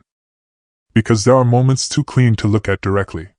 Moments that do not feel like triumph because triumph is too loud a word for them. Moments that feel more like return. Return to your own table. Return to your own name. Return to a child who no longer watches paperwork like weather. Return to grief that belongs to memory instead of invoices. People sometimes ask what the revenge was. They expect something bright and cinematic. Public humiliation. Some clever line in court. A ruined speech. A handcuff click at just the right moment. Those things happened. And yes, part of me is still grateful they did. But the real revenge turned out smaller and meaner and much more complete.